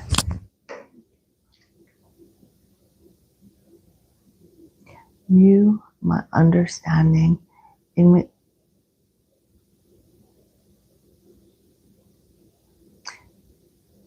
you speak honestly, you cannot do otherwise, but come, Richard, be frank with me. I am genuinely glad to meet you. I am genuinely glad to renew our old friendship. Tell me about yourself. What has brought you to this pass? Can I woo your confidence if you are reluctant to give it? For I am aware that in certain forms of poverty there exists a pride most difficult to overcome. By telling you something of my career, I know it barely. I have watched it and sought knowledge of it during all these years of silence, except in as so far as your inner life is concerned, you cannot enlighten me. You are on the high road, barely outwardly. Your rise has been steady and sure, and I do not know the world if this day had not set seal upon it. You were in the Abbey then? Asked Mr. Beerley with a flash of pride. Yes, you preach most eloquently. You produce a deep impression. You approve of my words? Hardly that. I congratulate you on your appearance in that noble pile and the success you obtained. So there is a theatrical smack about the whole thing, but I heartily condemn the occasion and the theme. Well, well, said Mr. Beerley good-humoredly, we will not discuss it. Our views, as well as our natures, are fixed and formed, and it would be most difficult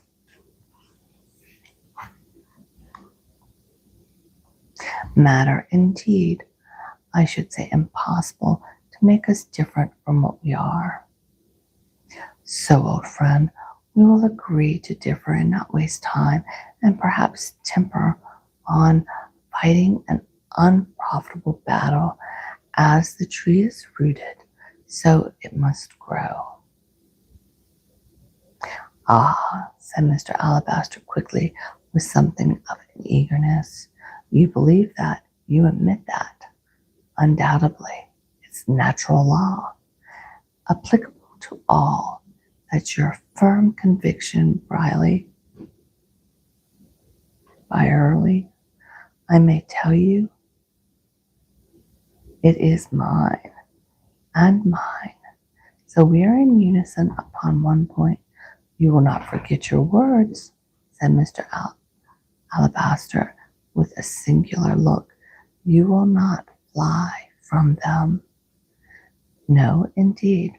What occasion can arise from taking them back? Give me credit for consistency at least, Richard. I will, and do, Byerley.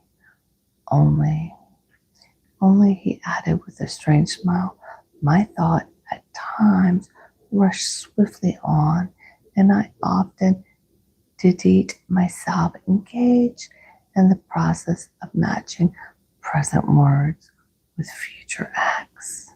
Frequently they clash. giving each other the lie.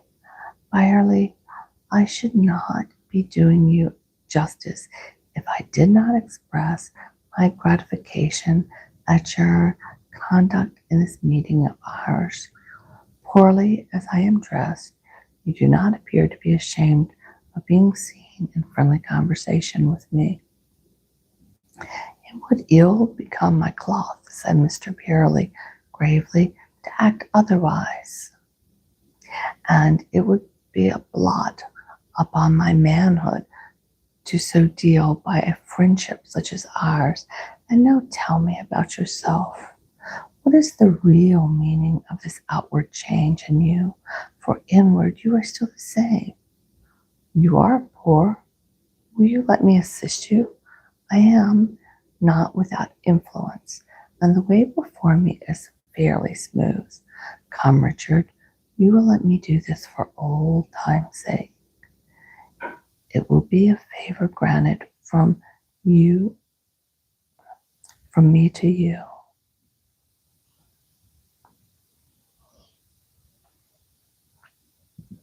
We shall then see much of each other, but not more than I desire. Do you live near here? I live within the shadow of the Abbey. You will come to my home?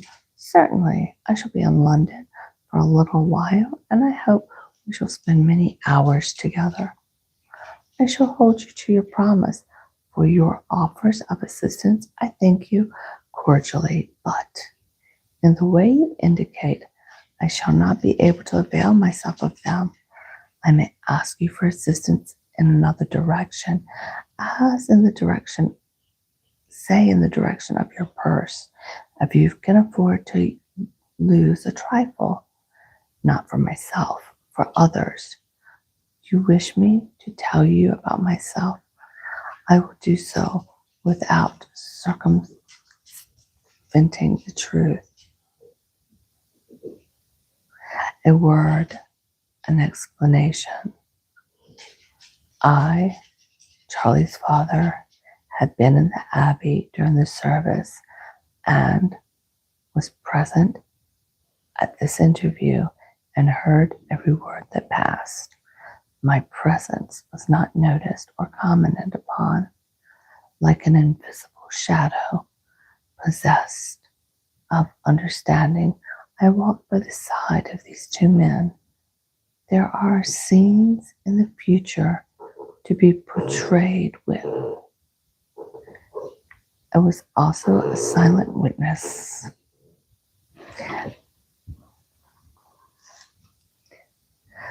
Though they nearly and dearly affected me, I was powerless to take part.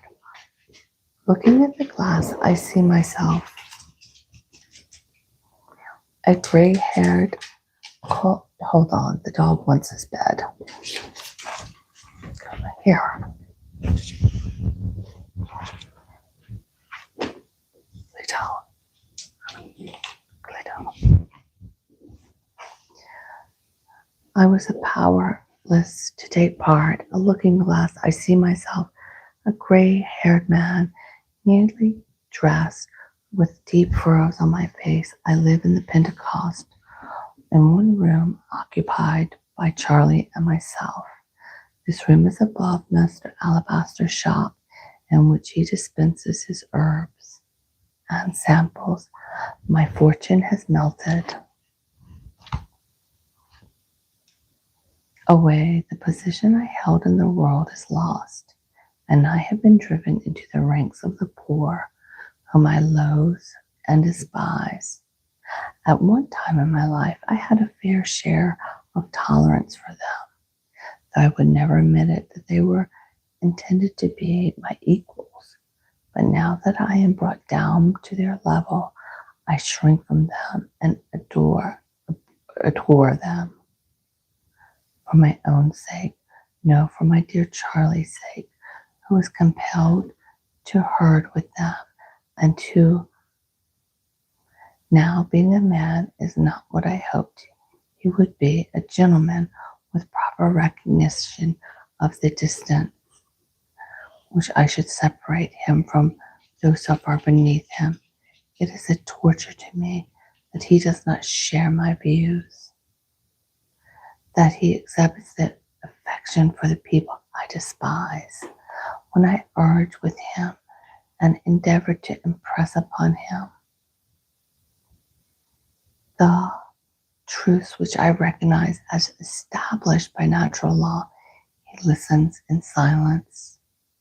He irritates me by not answering me, and it has happened that I have allowed my irritation to display itself in angry words.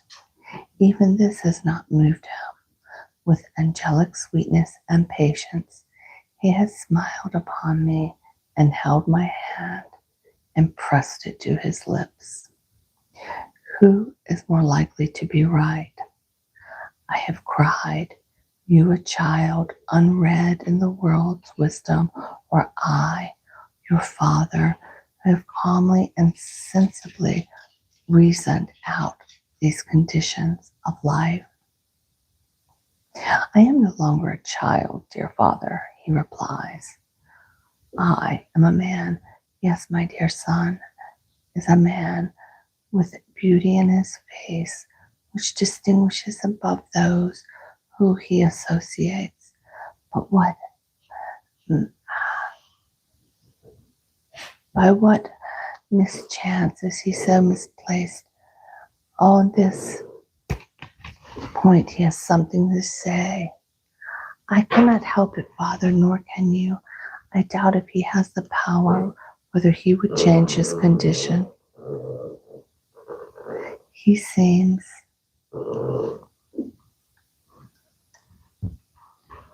content and imbued with divine compassion for his comrades, that he would find it difficult to tear himself away from them. How gladly would I do so if the opportunity offered itself. How I hate this men, this sordid life, these narrow courts, these creatures that I see around me, this room in which I can scarcely breathe. What crime have I? Hold on, let me let this dog outside. Go. Go.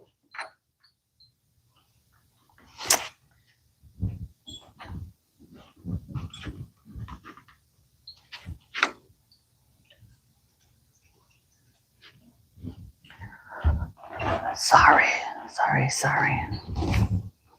What crime have I been guilty of that a lot so wretched should be thrust upon me? I lash myself and inflict fresh torture upon myself daily and hourly, and from my dear son, who is all I have now in the world, I cling to and receive no sympathy. His love is being stolen from me. He says it is not so, but I know that it is, that it must be so. When love is so divine, it cannot but be weakened. My father ever, with his arms thrown carelessly around me, my own dear, dear father, whom I shall always love and honor. But Charlie, I say, where have you been? Times when you have left me for others, when you were a child and we had taken a long journey together, you deserted me for Mocha. It was only by chance that I came to Pentecost and found you. He replied that it could not have been by chance, and he begs me with tears in his eyes not to pursue the subject, but to be satisfied with his love. If it were mine and mine only, I should be happy. When I see him gazing at Mocha with full-hearted eyes, and when I know that he would follow her to the world's end, I must not think of it. It maddens me with jealousy. She stands before me now in her common cotton gown and patched boots. In the time gone, by Mr. Alabaster warned me that she would likely grow into a rare beauty, and his words have come true. Poor as she is, common as she is, ignorant as she is, I cannot deny that she is very beautiful. She has her big dog Spot still with her, and the novelty of his wooden leg has worn away, except to strangers who, either for the dog's sake or because of Mocha's beauty, bestow charity upon the girl. And she accepts it, unblushingly accepts it, without feeling the degradation. What else can she do? Asked Charlie, when I condemn her. She has not been brought up so. She has tried service and has been turned away because of her weakness and lameness. She has sold flowers in the streets, but there were rumors of girls much stronger than her doing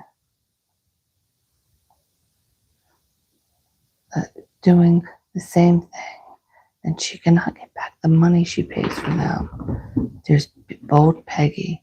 She is the stout-limbed, saucy, bold, defiant, and can push her way along.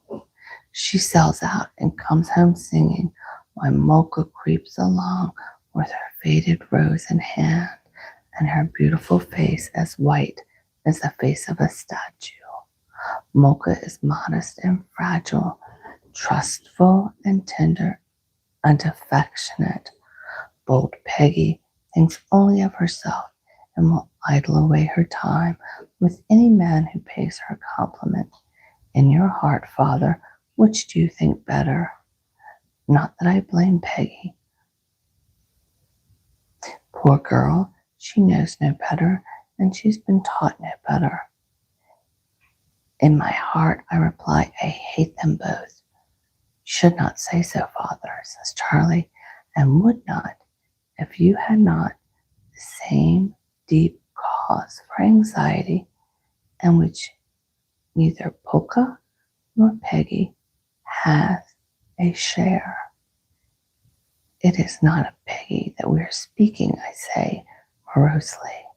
I have no fear of her on your account, that you should expose the cause of a beggar such as Mocha, of a girl who trades upon her weakness and upon yours, who was born in ignorance and vice. Heaven knows what I should have said in my anger, had Charlie not, fearing perhaps what was likely to come out, put his hand on my mouth and stopped me and my words. No more, Father. In justice to yourself, in pity for me, in mercy to Mocha, say no more. My feet is bound up in her, irrevocably so, and I will be true to her to the last hour of my life.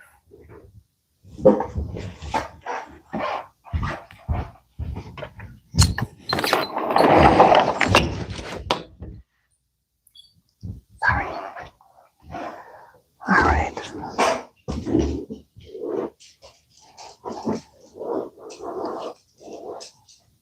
Chapter 2 of Book 3. Life sanctified by humanity. My story, said Mr. Alabaster to the Reverend Mr. Briley, shall be brief. I was 25 when we parted, having taken orders to commence the real work of life according to your lights. I do enjoy life according to mine. I was rich, you were poor. In the world's eyes, you have risen and I have fallen.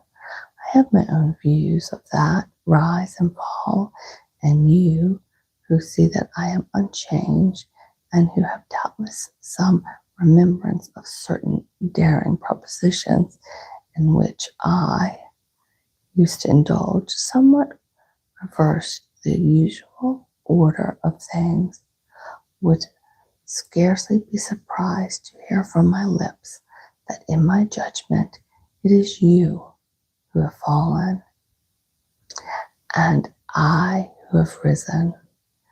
God forbid that I should lay claim to distinction for living what I believe to be a right life. You spoke a few minutes ago of the pride of poverty. That in my eyes is pardonable. Not so the pride that sometimes springs from humility, which is as bad as the rich man's pride that springs from possessing more than his neighbor. I observe, said Mr. Britt, that you scarcely take into account the lessons of civilization. I take a wider view than that imposed upon us by the phrase, the true lesson of civilization, and my understanding are, or should be, rooted in the heart of humanity, that every man willing to work should be able to provide food for himself and those dependent upon him, that I conceive to be a true lesson of civilization, that we should look with abhorrence instead of tolerance, I used a mild term, upon rich men who have obtained riches by unworthy means, that I conceive to be a true lesson of civilization.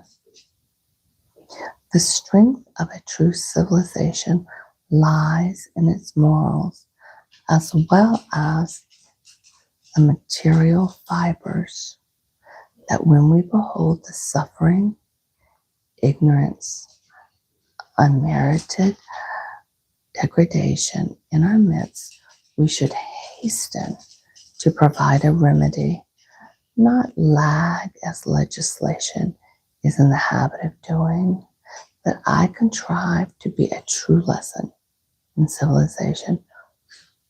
But I am prosing upon generalities when I should be speaking of myself. Behold me then, sitting out to enjoy life at the time you are commencing your career. You are aware that the great fortunes had fallen upon to me. It had to be spent, and intoxicated by possessions of wealth, I was twisted out of my natural self. For a very little while, I am thankful to say, I was arrested on the threshold, and the teacher was love. It was my happiness to make the acquaintance of pure and noble woman. Her father was poor, and he, like me, had been rich, and he was who had instilled into Mary's soul the spirit of large humanity, which sanctifies life. In his youth, he had learned many accomplishments. In his old age, one of these enabled him to exist. He gave lessons in music during the day and occupied a humble position in the orchestra of the theater during the night. He had squandered his money foolishly in the world judgment, notably in mine. There is an enshrinement today in the hearts of the people with the memory of a dead hero, the victorious soldier who, by pursuing the usual course, might have gained title, honors, houses, land, but who found the most exquisite pleasure in the ranks of the poorest of poor children whom he rescued, housed, fed and taught and sent out into the world filthy, armed for life's battles, some of the distant lands where the mortals are, not forced to live like rats. They blessed him living, and they blessed him dead. Duty and charity were his watchwords, and he lived and died a poor man. No monument needs he a stone. From his ashes a tree has arisen, which shall forever be in flower, and shall be incentive to good deeds in the future. I, who know why I am not, honored and revered him as one among the many who understood and carried out the true lessons of his humanity. My Mary's father thought only of poor musician resembled this hero. He invested his money as I afterward invested mine, not for interest, but for human good, not always, but sometimes fruitfully. Can you understand me, little one? A little? No happier man can ever draw breath. He lived in perfect faith, and he died with a smile on his lips. Before he died, he instilled into me something of his own spirit. Although as I stand here, I feel in comparison with him my weakness and impotence, but intercourse with him and the brief spell of happiness I enjoyed with Mary have had, I known, a purifying influence. Firelight, it is not by man's words that he shall be judged. It is by his deeds. You are an eloquent preacher and can move not only your congregation, but yourself to tears. Does your duty in there? Who said, and to whom was it said? Sell all ye have and give to the poor. A poor priest faithfully fulfilling his duties is a grand spectacle. He is trending the right path. These matters were freely discussed by Mary's father and by myself, and Mary would sit by and listen in silent approval.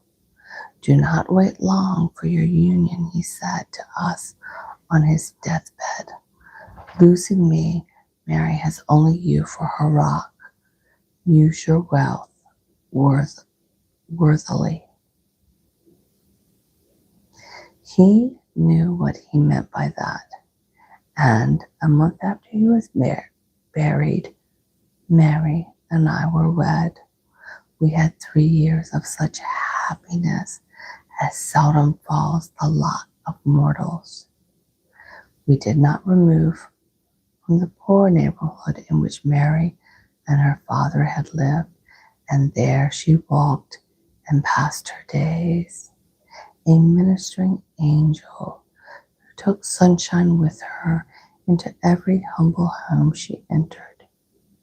She died in giving birth to a baby who survives her but a few hours. I sat in the chamber of death and vowed to continue the good work without fear of my future. Her spirit was with me then. It is with me now. It cheered and it upheld me in my loneliness. The years that followed were not dark or gloomy.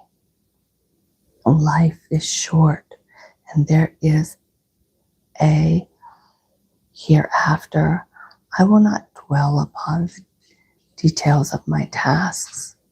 Suffice that within a few years all of my great fortune was gone.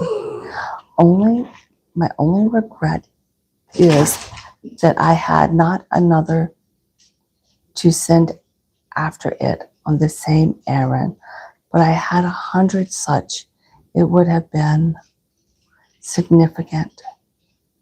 It would not have been significant in the end. The awful, faithful need I saw around me. Some little good I wasn't able to do for Mary's sake, and I am far content. But I must confess that when I behold the evidence of extravagance and waste incurred in the purchase of selfish, fashionable pleasures, I regard them as nothing less than sinful. Knowing as I know to what sweet uses the money thus poured out might apply, we live in an unthinking age. I am convinced that you cannot be aware of the terrible conditions of thousands upon thousands of the population of the city, of light and darkness, of hollow gaiety and gloomy despair. I will ever pause over physical suffering. Byerly, do you believe in the salvation of souls? Bear in mind your own words. As the tree is rooted, so it must grow.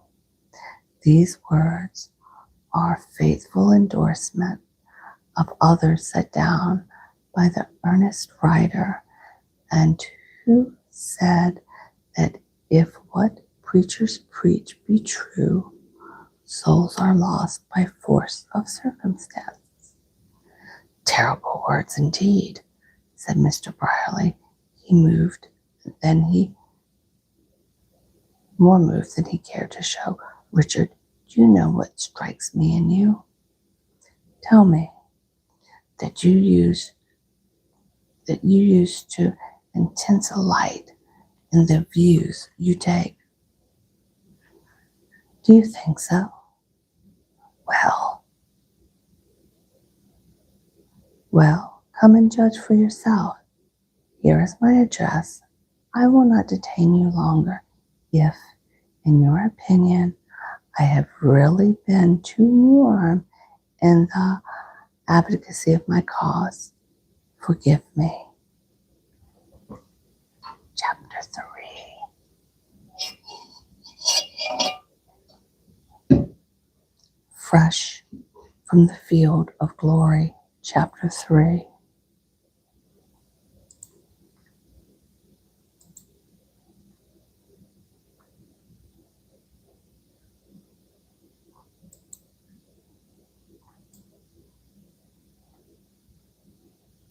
It is not only the battlefields that glory assault.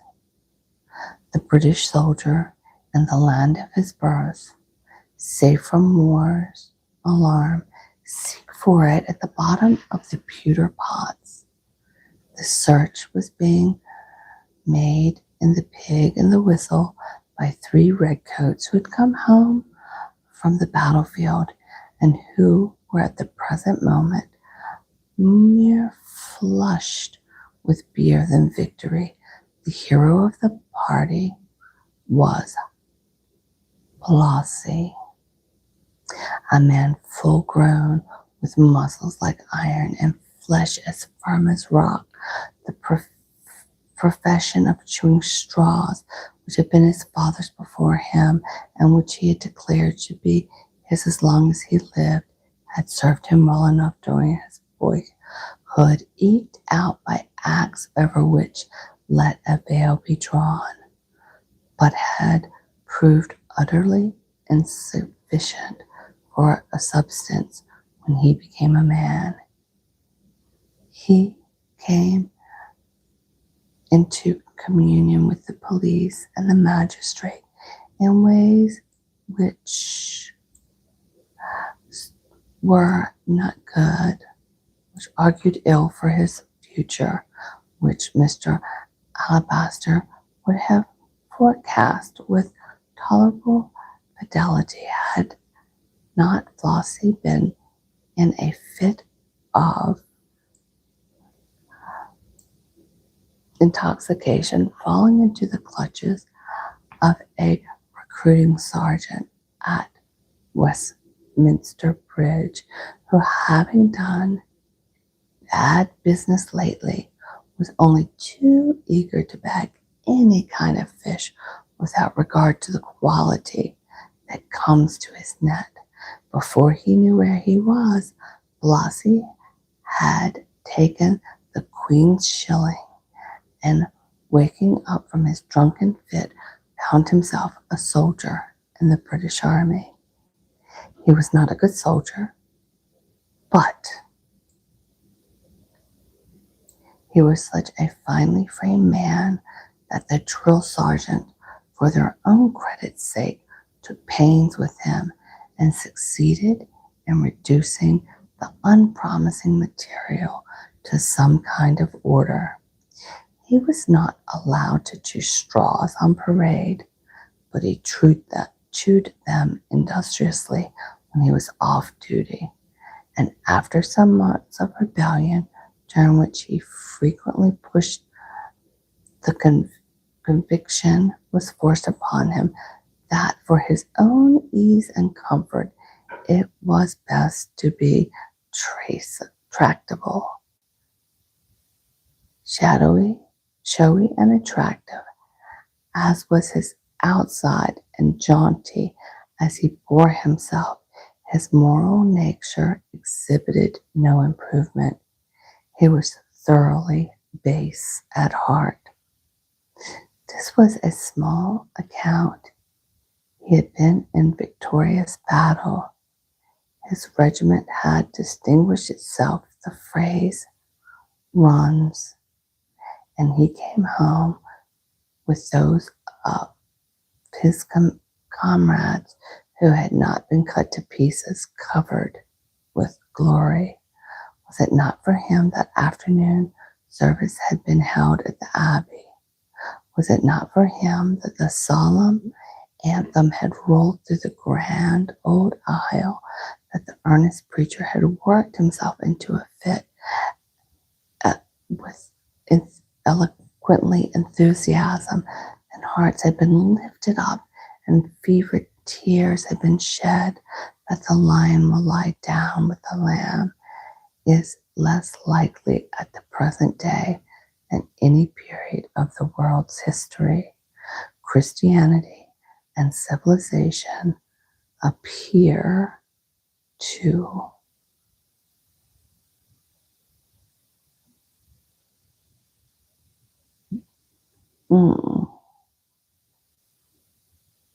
to be the deadliest foes. Properly speaking, Blasi should have been in the Abbey, listening with swelling soul to the sermon in his honor preached by Reverend, but Blasi preferred the pig and whistle.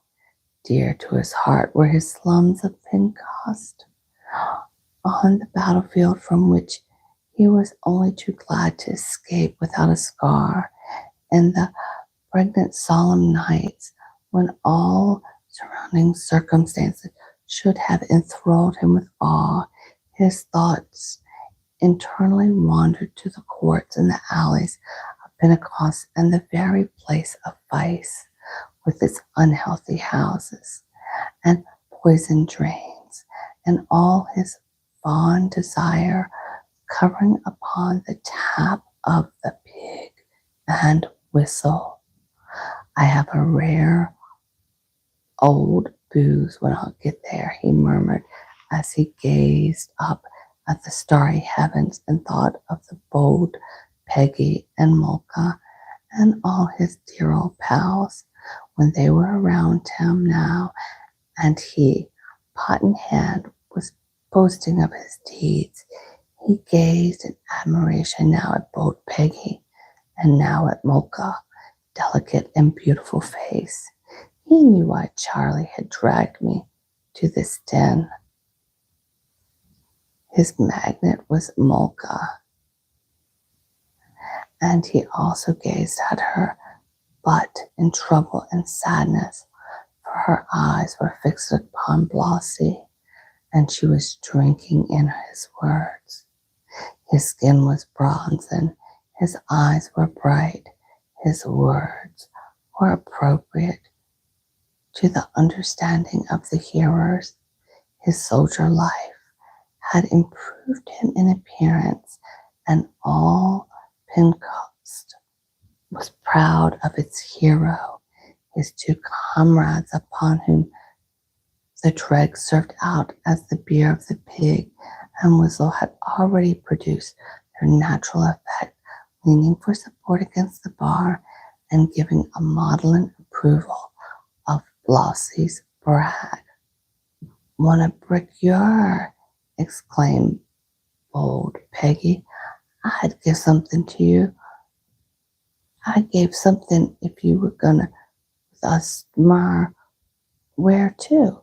"We're gonna have a day in the country. There's a farewell from Mr. Alabaster." "Old Alabastum?" interrupted Blossie. "Won't farewell. Won't him and his farewell to his what been up to. They standing, treating for an excursion, bands and flags and all that. It'll be regular spree, Blossie. Oh, I wish you'd gone with us." "Why do you wish so particularly, Peggy?" inquired Blossie with a vain chuckle. "'Cause you want a soldier boy for a sweetheart?" "I shouldn't mind," said bold Peggy with no attempt at shyness. "I shouldn't mind." "That's the style for me," said Blossie, and began to sing. "Sure there's not a trade that's going worth the knowing or the showing like the glory is going of the bold soldier boy." And nearly everyone in the front of the bar joined the refrain in the last line of the bold soldier boy. Peggy burst out in a loud laugh and commenced to dance to the admiring onlookers. "Charlie," I whispered, "come away from this vile den. This is no place for us, my boy." "No," he replied, "I shall stay." "Why, when I beg you to leave? What attraction can there be for these orgies to end with? I know too well." He looked at me for a moment and then turned his eyes toward Mocha. "Is it because of her?" I asked. "Yes," he answered. "Do you love her, Charlie? Oh, Charlie, do you love her?" "Yes," he said. "I love her, I love her, I love her." A blindness fell upon my eyes, a blindness of jealousy and despair. This love of my boys for an outcast like Mocha, low, degraded, and vile by association with the vile, was the greatest misery that had ever befallen upon me. That such as she should rob me of his love and defile his pure nature filled me with a resentment so bitter that I scarcely dared to think in what direction I would lead me. If I could have done so by a look, I would have struck her dead at my feet. "You're a beauty, and make no mistake," said Blossie, addressing Peggy, "a regular red rose. Now Mocha here, she like a white lily. Blowed if I ain't getting quite poetical. All that's coming to being a soldier. What do you say, Mocha? Do you wish I was going on that excursion of yours tomorrow?" "Yes," she answered softly. "No, no," cried Charlie, starting forward. "Why, Charlie," she said, in wondering of his agitation. "You're going too, aren't you?" "Yes," he said, "I'm going." "Charlie," I whispered, drawing alongside of him, "I will in hopes that you would not go." "I'm going," he said doggedly and sadly. "But can you blame Blossie?" "But can I come?" cried Blossie, working at the pot and round prepared preparing to drain the last drops. I shall like to know what's going to prevent me. Fill her up again, missus.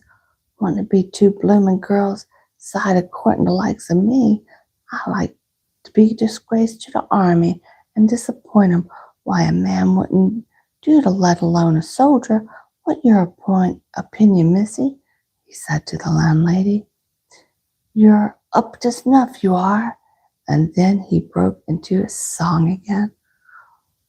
We taste their trap. We tear their cap. You're a boy for me, says she. You're darling if my heart, says the bold soldier boy. And the refrain was taken up again, the more riotous and the maudlin vein than the first occasion. You're the darlingest of me heart, says the soldier boy. Flossie had an arm around the waist of both Peggy and Mocha.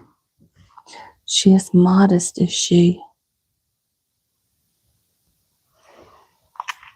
I whispered to Charlie, recalling his own words.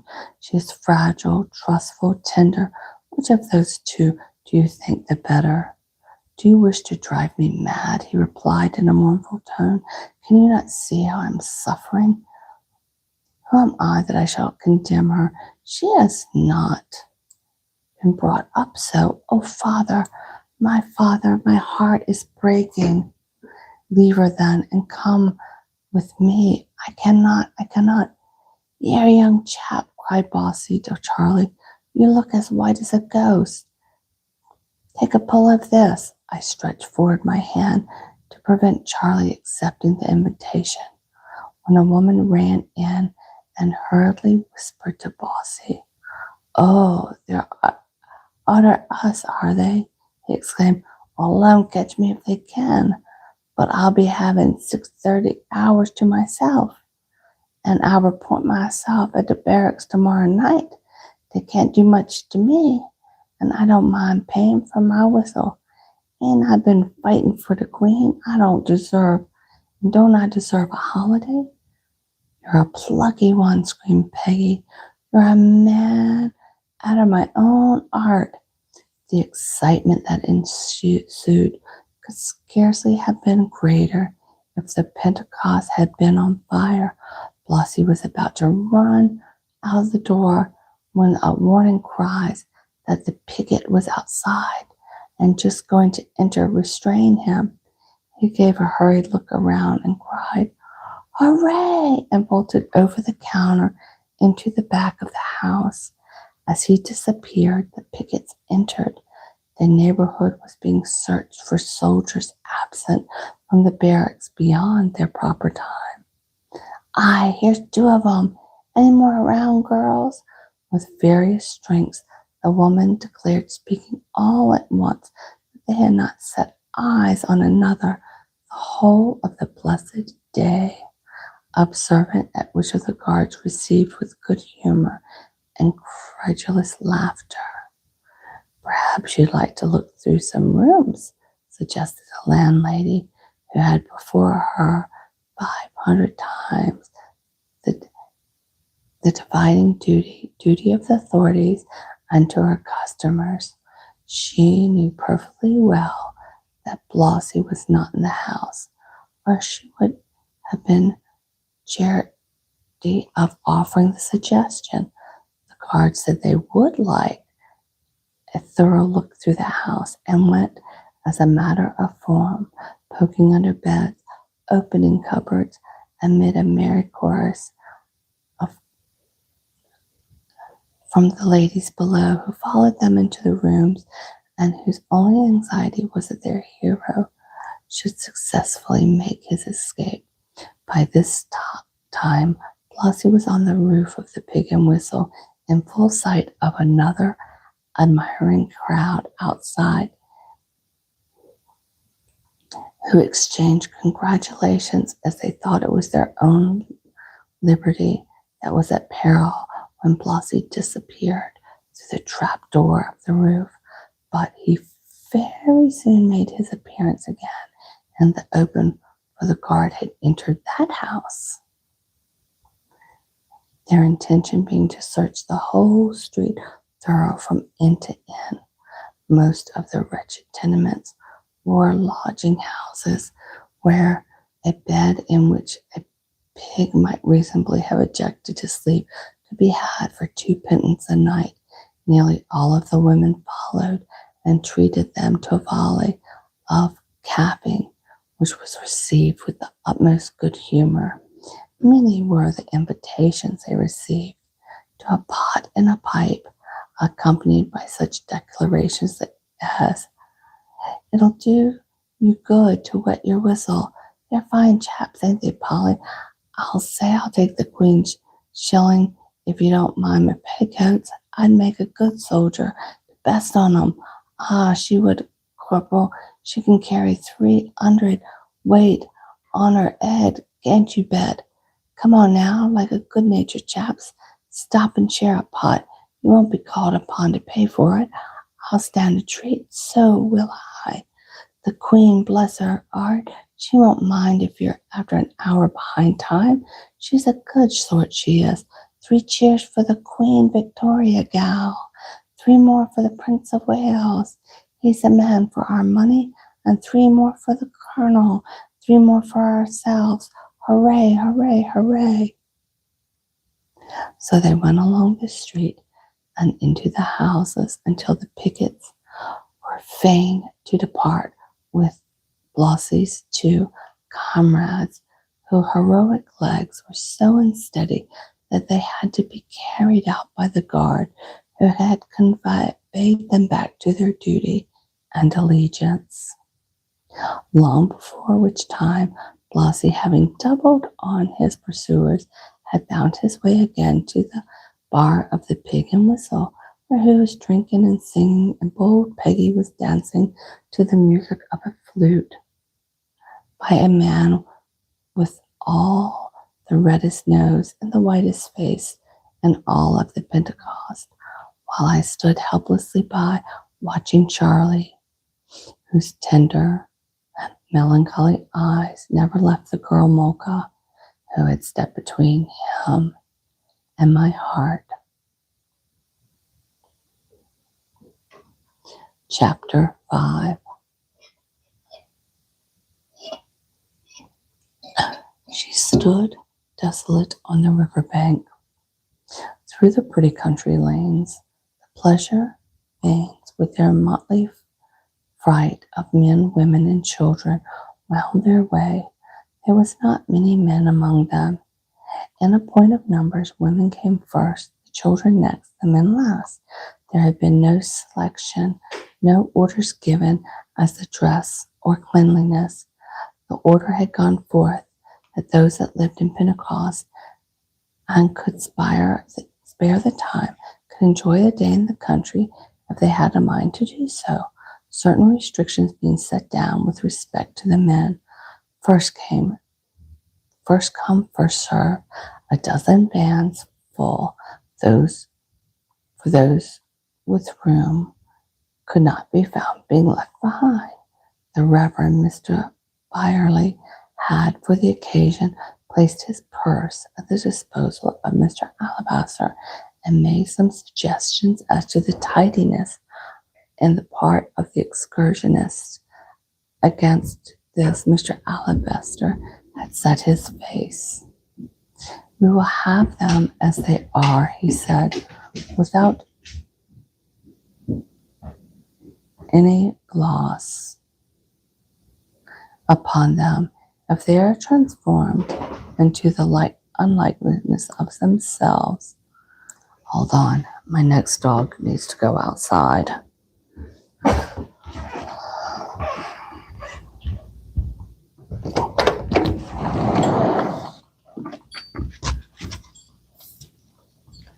Go ahead. Go. Go on. Come on. Go.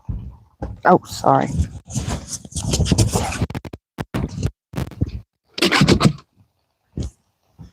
Sorry, it was raining outside. She didn't want to go out.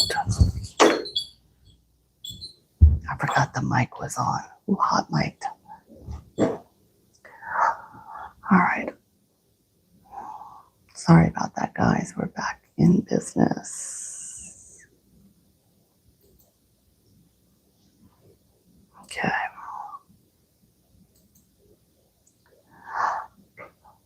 How will you be able to judge? Let the native Adam present himself in his originality. The halt, the blind, the lame, the maimed, physically and morally. They are every one of them welcome. All of this was well understood for myself and my followers in Pentecost, and we crowded into the vans which were drawn upon in the narrow streets, almost torn to pieces by the eager rush. Let me close the door.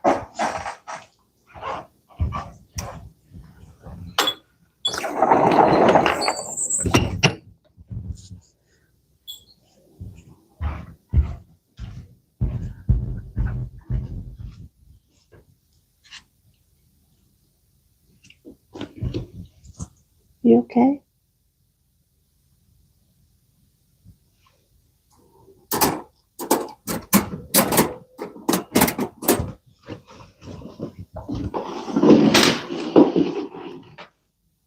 Sorry, putting the dogs to bed. All right, we're back again.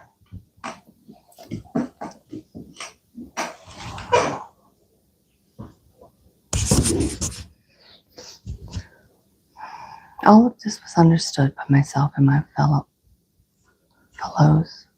in the Pentecost, and we crowded into the vans which were drawn upon the narrow streets, almost torn to pieces in the eager rush.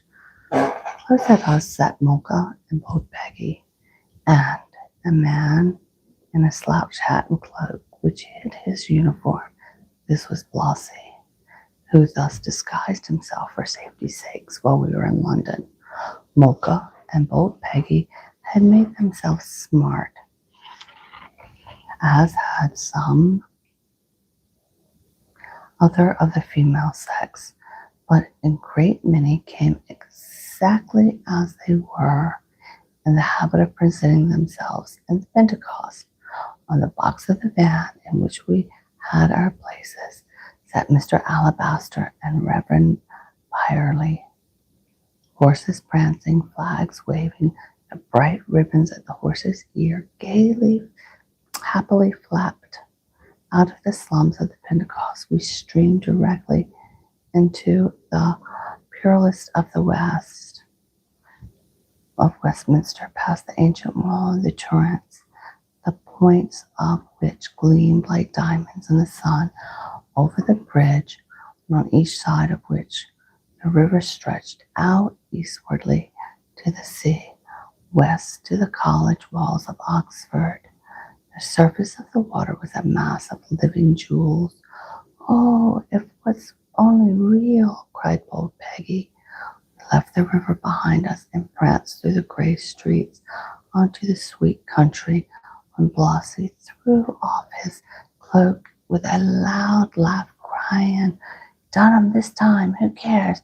I'm going to enjoy myself, I am." The whole country was in bloom. The trees were in full leaf and blossom, and the air was melodious with the singing of birds.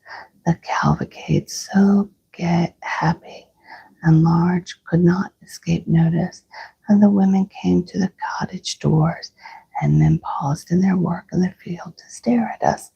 Not one of these sight gazers escaped a greeting.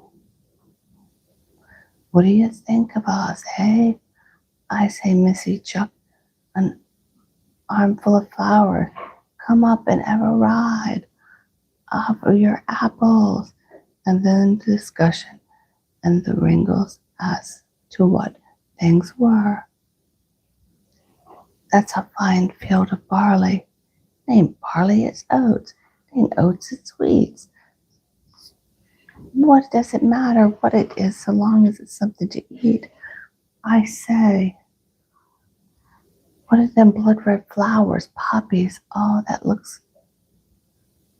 that's what they get laudament from, ain't it? Oh, my eyes, look at them cherry trees. Shouldn't I like to be up 'em?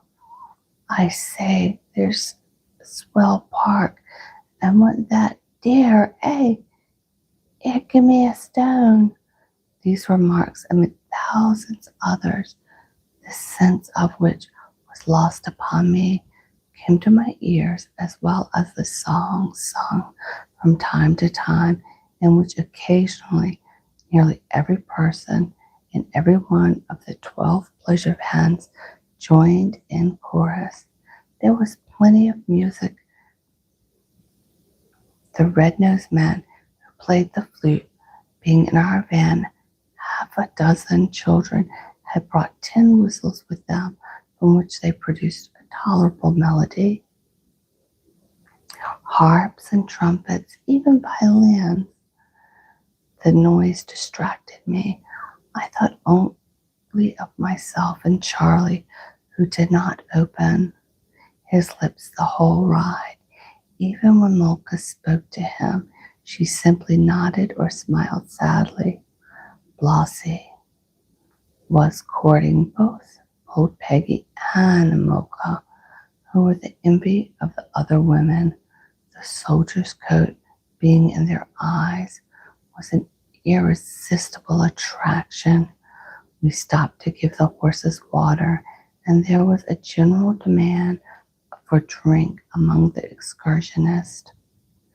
Now, for your experiment, said Mr. Alabaster to Mr. Byerley, to one of the vans which contains meat and drink, they all trumped in obedience to the order passed round. In obedience to an order passed round, baskets of sandwich were unpacked and served to all. What do you call this? A sandwich? Do you think I'm going to make a fool of my mouth? Give us a good hunk of bread and meat. So, to please them, loaves were cut in four, and meat cut thick. Ah, that is the good. But give me something to drink, governor. Out comes milk cans. Men and women pulled weary faces. Milk? Now if I know it, no beer? That's nice to go bringing us all the way out of here with so much as a pot of beer to take the thirst off us. Here, gals, let's go to the public and get something we can drink. Off they tromped, some laughing, some jeering, all grumbling into the wayside inn where those who had money stood. Liquor for those who had pockets were empty. Flossie was in a high feather and was spending his pay freely. Charlie followed him wherever he went, for Mocha was always with him. His scarlet coat was bronzed, and his bronze face, with his handsome mustache and his loud talk, had magnetized and bewitched her. Ain't it splendid? He said to Charlie. Did you ever see a man like him? He won the whole battle that he did all by himself. The Queen's going to give him a pension and 3 gold medals, and he's going to make a lady of me, Charlie. Only think. Charlie did not reply, and when I urged him to return to London, saying that although I had no money to pay for riding back, we could walk the way and reach our home before night, he shook his head and mounted to his seat in the van near the girl who was breaking his heart. We drove through the leafy forest and scenes whose beauties, their utter happy auspicious, would have filled me with delight and attuned my mind to lofty thoughts, but now they fell dead upon my soul. And when the length of the halted for the day in the ancient woods, in the beech tree center, where centuries old still flourished, I threw myself upon the ground and buried my face in my hands. If Charlie had but come to me then and said, Father, let us turn our backs upon these people forever. Let us live only for each other. How happy would those words have made me if I had only sat by my side for a little while with his hand in mine, so that I might have felt assured that he was not utterly estranged from me, but I alone, and he was with Mocha. I dreaded to think what I might be tempted to do if I met her in a secluded part of these ancient woods with no witness. As I lay brooding in this miserable state, I heard the voice of two men conversing, Mr. Alabaster and Mr. Brierly. Bearing in mind what you've told me of Mocha, said Mr. Brierly, I have given her some attention, and I do not find that she justifies your opinion of her.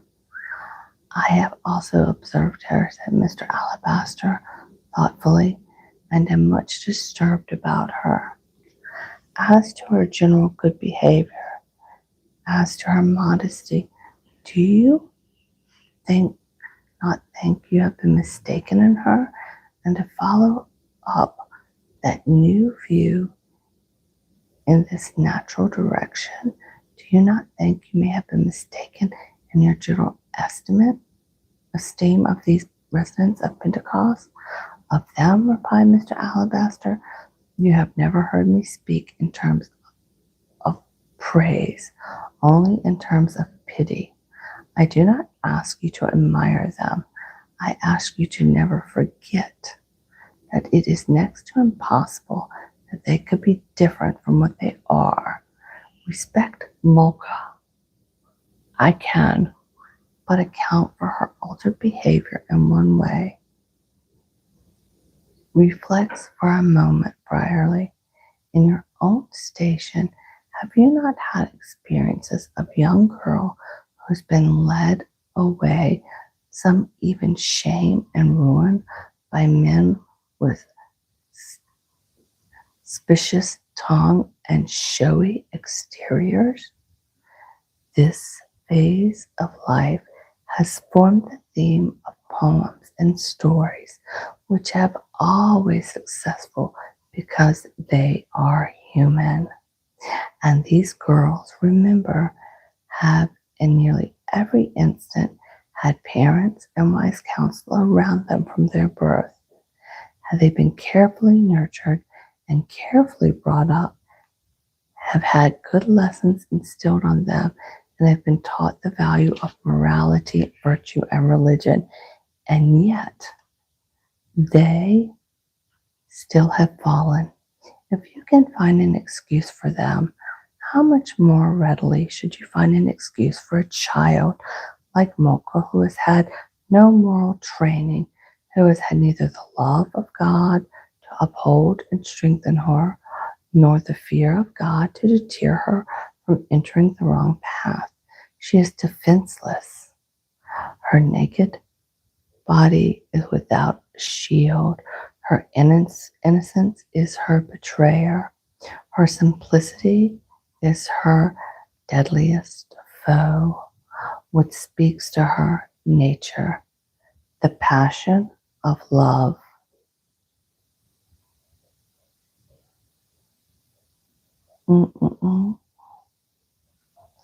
Comes to all alike, and it is not Mocha's the season of love. There appears to be before her this base hero who takes her heart captive, but she does not stop to consider. Love never does. Cunning can take care of itself. She is not a particle of it. I confess that with this false glamour upon her, I fear more than ever for her future. Poor child, heaven alone can protect and save her. Then they passed out of hearing. Something of what Alabaster words conveyed to my mind comforted me, imbued me with hope. If what he dreaded occurred, if this base hero betrayed and deserted Mocha and brought her to shame, then would he the scales fall from my Charlie's eyes. Then would he see her in her true light? Then would he shun her and loathe her and come to me again with a single heart? Let the blow fall soon, I cried. Devil in the shape of man, work her ruin swiftly. Restore my son to my loving heart. The words were no sooner uttered than I saw them. Mocha and the hero of Pentecost walking with a dozen yards of me side by side. He was talking loudly, laughing wildly. His eyes shone with triumph as he gazed upon her drooping head. Once she raised her face to his, it was bright with blushes, and soft tender light was in her eyes. He stopped and kissed her lips, and they paused out of sight. Following them was my son, whom I did not see until they had passed away. His limbs were trembling, his cheeks were paled. A groan escaped his white lips.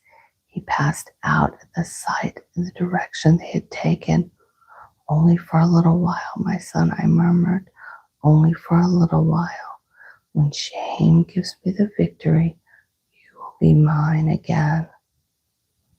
The days dragged out in its weary length, and for some of the hours laden with pleasure flew all too fast. For me they lagged. I took no share in the amusement. I neither ate nor drank, but although for me the minutes were clogged with lead, I bore the torture more patiently than I otherwise should, because of the hope that this dark day would be a prelude to the brighter future. As for Mocha's future, what was that to me? They came to summons us to the van. It was time to return to Pentecost. The night would soon be upon us before we reached London, but there would be moonlight and starlight to illuminate the white roads and the silver branches of the tree, and a joyful hope was mine. From the heart of the heavy weight of being gradually lifted, Charlie and I climbed into a van together. The driver was about to start. "Stop!" cried bold Peggy. "We're not all here. Wait for Mocha and Blossie." And then, in an undertone, "I'll pray out for this as I'm a living woman." We waited 5 minutes, 10 minutes, 15. I held Charlie's hand and felt his fingers throb with convulsion. "Can't stop any longer," said the driver. "It'll be midnight before we get to London as it is." I blessed the chance.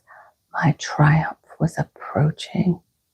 The driver smacked his whips and the horses started, but Charlie was on his feet, swaying to and fro.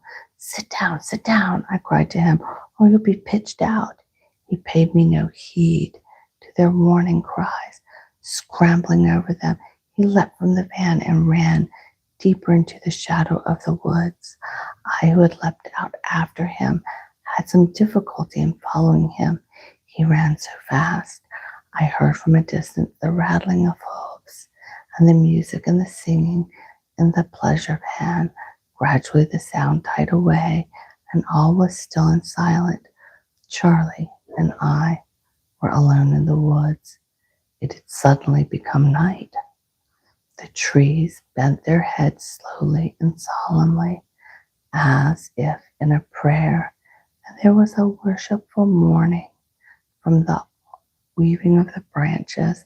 As I looked up, I saw the topmost of them form a kind of arched canopy, through the interlacing in which the stars were sadly shining.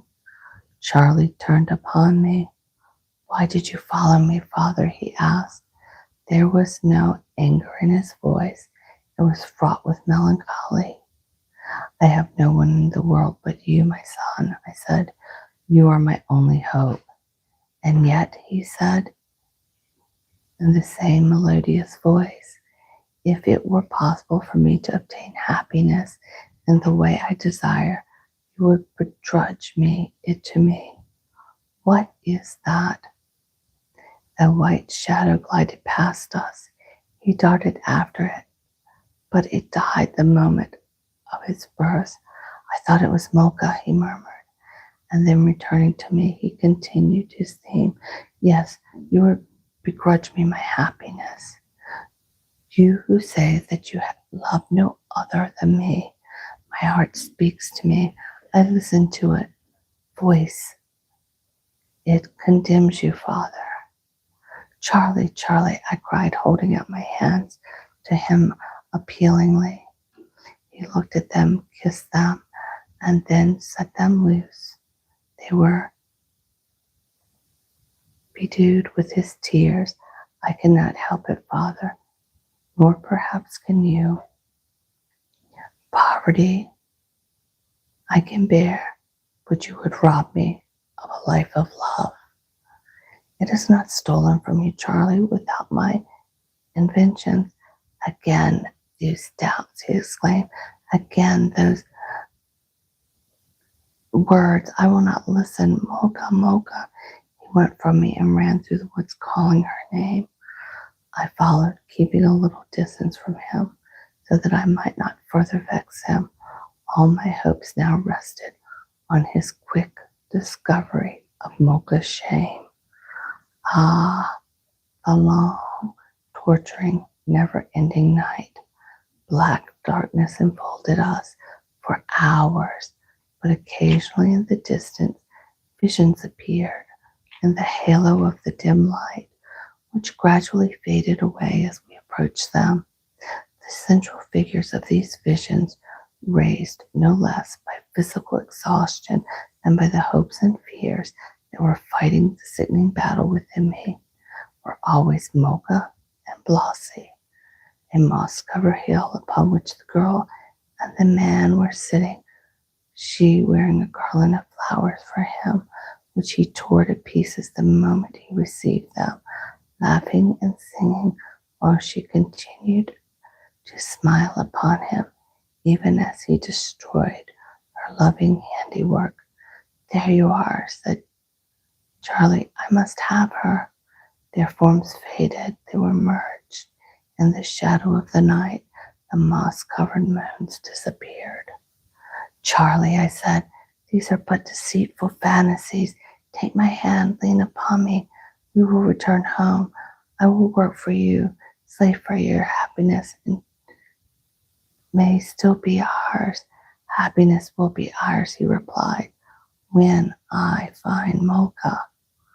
The light of the lamps, the distant gleaming of the windows, the public house, and from the party's open doors, through which indistinct forms of men and women and children entered and departed. In the front of the public house, a long line of street lamps tempered a narrow point. The door was opened wide within.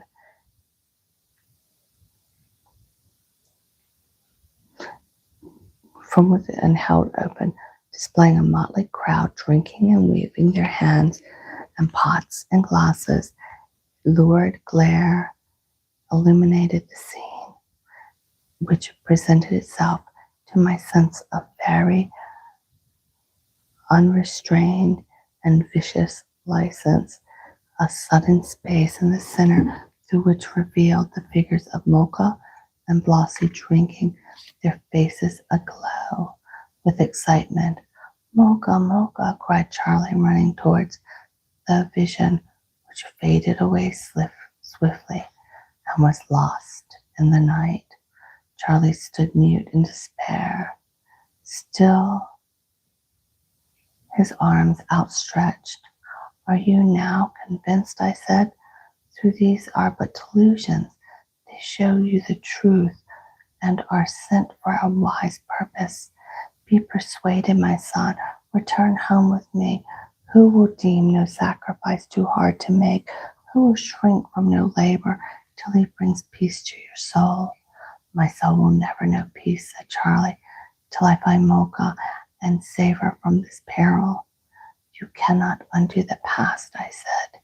"Shame rests upon her name forever." "She has all the more need for me," he replied. "I will find her and comfort her."